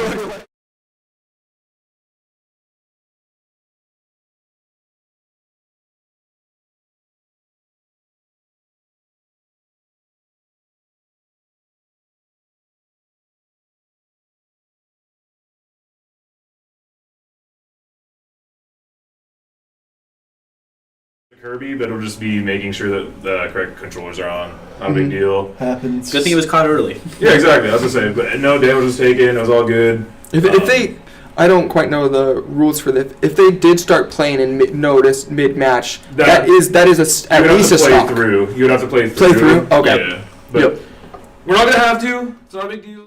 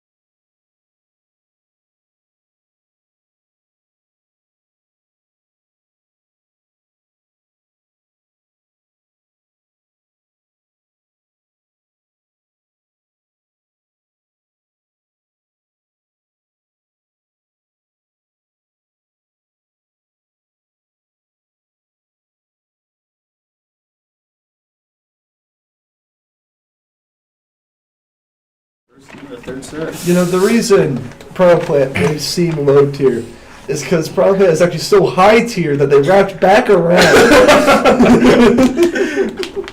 There simply low tier to high tier, huh? There simply just wasn't a tier for Piranha Plant. Yep. It's normally under F. Yeah. Okay, not. don't know anything lower than Ganondorf. And arrow recovery is crazy. What do Oh you yeah, mean? Ganon recover. If you're on stage, you can recover. I think it's still better than Lomax. Yeah, yeah. There's at least some vertical, At least if you get horizontal. hit, at least if you get hit off stage, there's still a chance you can recover. Yeah. With Lil Mac, there's none of that. No, nothing. I'll say we've seen some really talented Little Mac play though. Again, That's like true. Warburg's Little Mac was phenomenal. Lil Mac off the stage is dangerous, but on stage, very dominant. Very. Yep.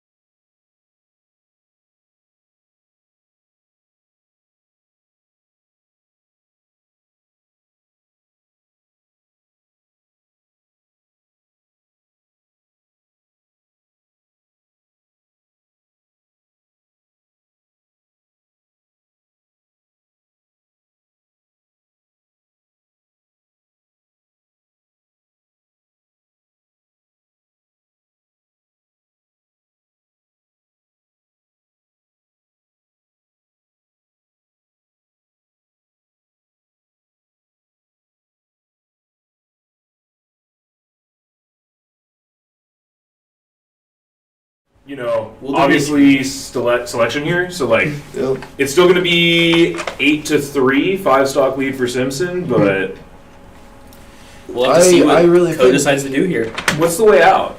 Because ideally, again, like so, I think they're gonna put the you've Samus seen back in. Samus. I think the Roy is a better matchup versus the Plant, though. No, and like your Roy game was You're close. right up close. Like, Get in close to avoid the Patuis. And I was gonna But say, the thing is, sometimes when hype armor there. yeah, as long as you avoid Piranha holding up the Patui above, Roy can get up and close. Roy's But a very jumpy character, so the holding the Patui makes it dangerous. But you not only have to get so again like Ko's back's against the wall, right? Because like if they lose this, like that is grand finals, right? So like you don't only have to get through the Plant, like that's step one. But you have to But then step 2 think ahead. is PT, And then Cloud. and step 3 is Cloud. Yeah. So how do you start teching? Is there any character that you take here where you say, okay, I'll take all 8 remaining stock for Simpson? Is that Samus? Is it Roy? Is Simpson's it? team is so diverse because it's basically 5 different characters. Is it a hope? Is it a prayer? So, I think it's a little bit of both. And what we Well, got the answer to the question is Mario.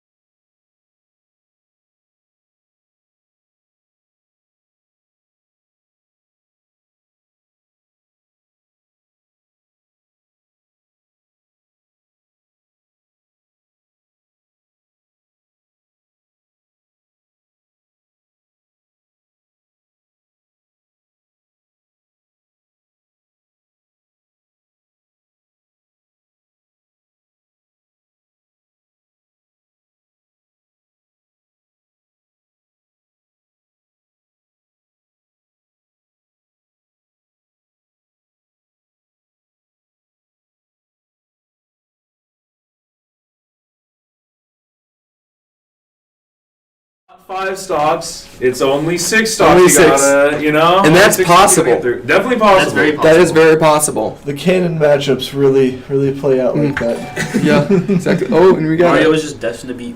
new follower right there. If anybody wondering. Where to sound? It's your dad? No, we got one of the pastor's dads just followed. Let's go. Shout out to him. So I'm gonna name drop. Shout out to Austin's dad. We love you. Love you, Dad. Yep, there you go. So, 6 stocks to chew through for Co, And Mario. PT, and Mario. Can he find it? It's PT versus. It's most likely going to be PT and then Cloud versus the Mario, obviously. Yeah. What's the over/under? I was say, how are you guys feeling? So, like, if you're PT, like, how many does PT need to take in order for this to be doable for the Cloud? I think one would be great. Like I think if one is very good setup for the Cloud here. Yeah, I think the Mario, as we've seen in the past, the Mario is capable of taking 3 stocks off of both these players, both the PT and the Cloud. So it's definitely possible. But so if PT is able to get off a stock or 2, that'll give a huge advantage to the Cloud in the end, because I mean. That's one more. That just gives so much buffer. I mean, so much extra support. It's definitely setting up here to be a close match. Yeah. So if Mario's able to get another 3 stock, I mean that would be It's insane. really anyone's game. Yeah, if that happens, anyone's game. Because this Mario is insane. Very good player. Knows the matchups. So if you're a Simpson fan, really, like, even if you just take 1 stock in this next PT versus Mario It's expected still- matchup, you're still not in a horrible spot. No, Yeah, it's looking good at that point. Call me I'm very curious.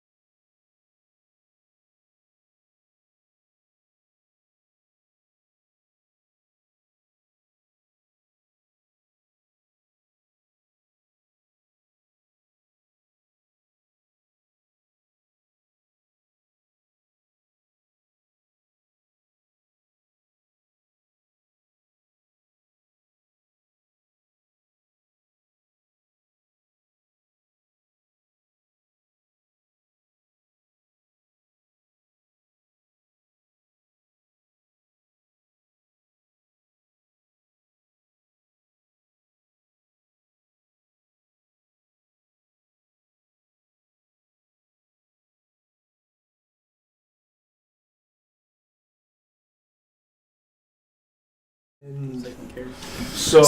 that's leaving our Right Cloud here. in a great Cloud just spot. needs to get one stock. it's obviously good for Simpson. It's 1-3. They're in advantage. It is losable though. Yeah, Very much so. It is Yep. very, very realistically. Mario has an insane combo.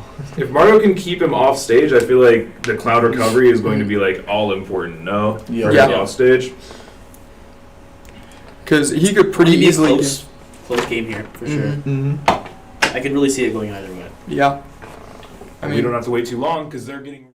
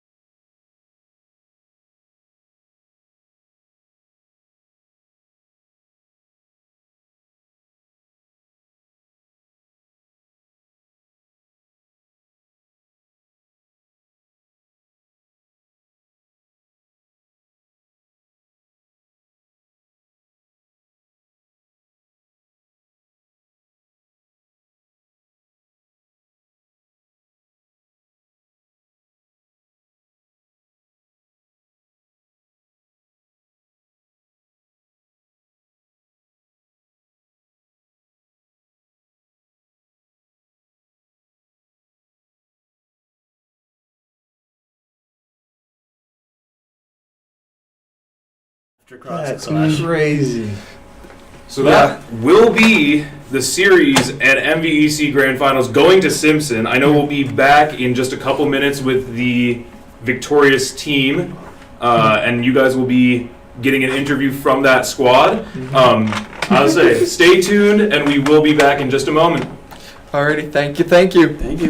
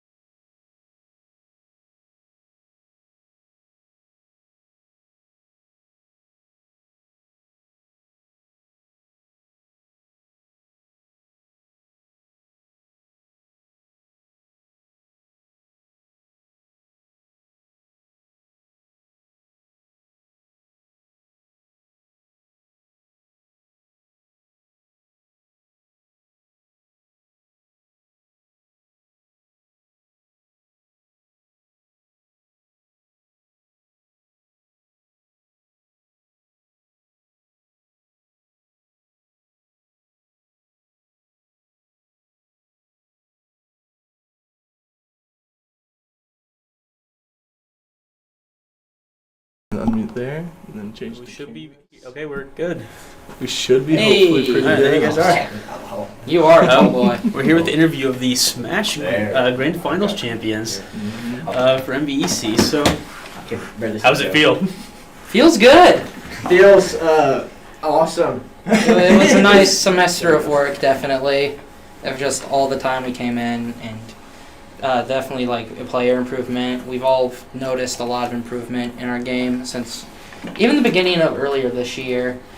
And I mean, we've got the team big. We got all the Smash team members represented here. Yeah. After it was just a group of 3, and we got a lot more hopefully coming next year.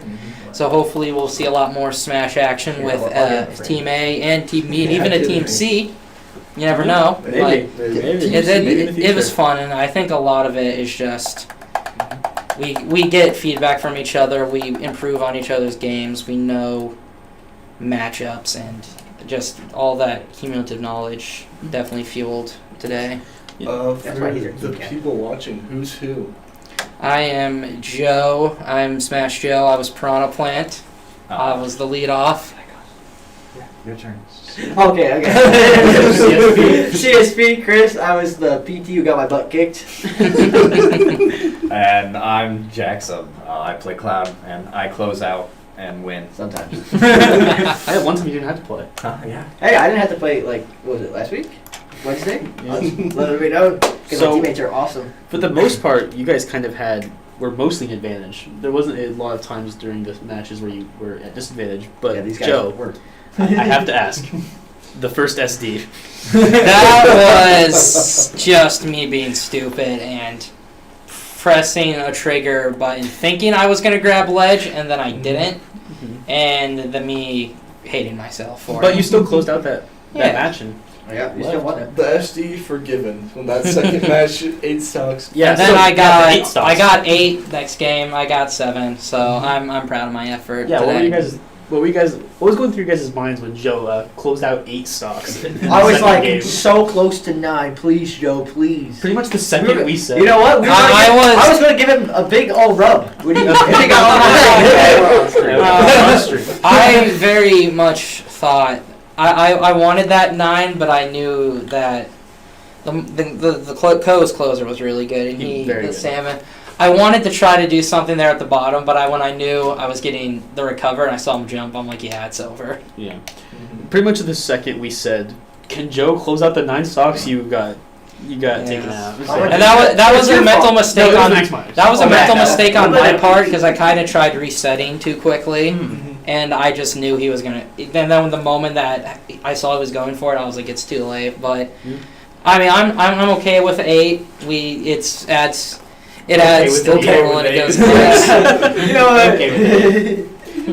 What about you, Chris? What about the Mario matchup? The Mario matchup? The Mario matchup was like the first time I played well against the Mario, which I was very happy about. Yeah, well, the other 2 matches we don't have to talk about, because I played disappointingly poor in my opinion. But yeah, I mean, to be fair, their anchor is one heck of a player, and Joe just respect to him. Kind of pushed you into the last guy every time, so. But yeah, give you no room to shine. Talking about no room to shine, you quit like once. And that's all I need to do. You did really good work against that Mario there, allowing I know. Jacob to close I out. was going to take all 3, but yeah. I'm very proud of the team effort, because we played this co-team 4 times. 4? This would be the 4th? Yeah. And first time we lost, second time we were on a very big hot streak, and then third time was quarterfinals we kind of slipped up there, but we knew going into this we were experienced with that matchup, and we were well prepared for it, especially coming off like improvements from NACE, from MVEC, like when we went to the last person with the Paul, which was a very big powerhouse, which the fact we were able to be slightly competitive with them was really nice, and kind of just showed the growth from January, February to today.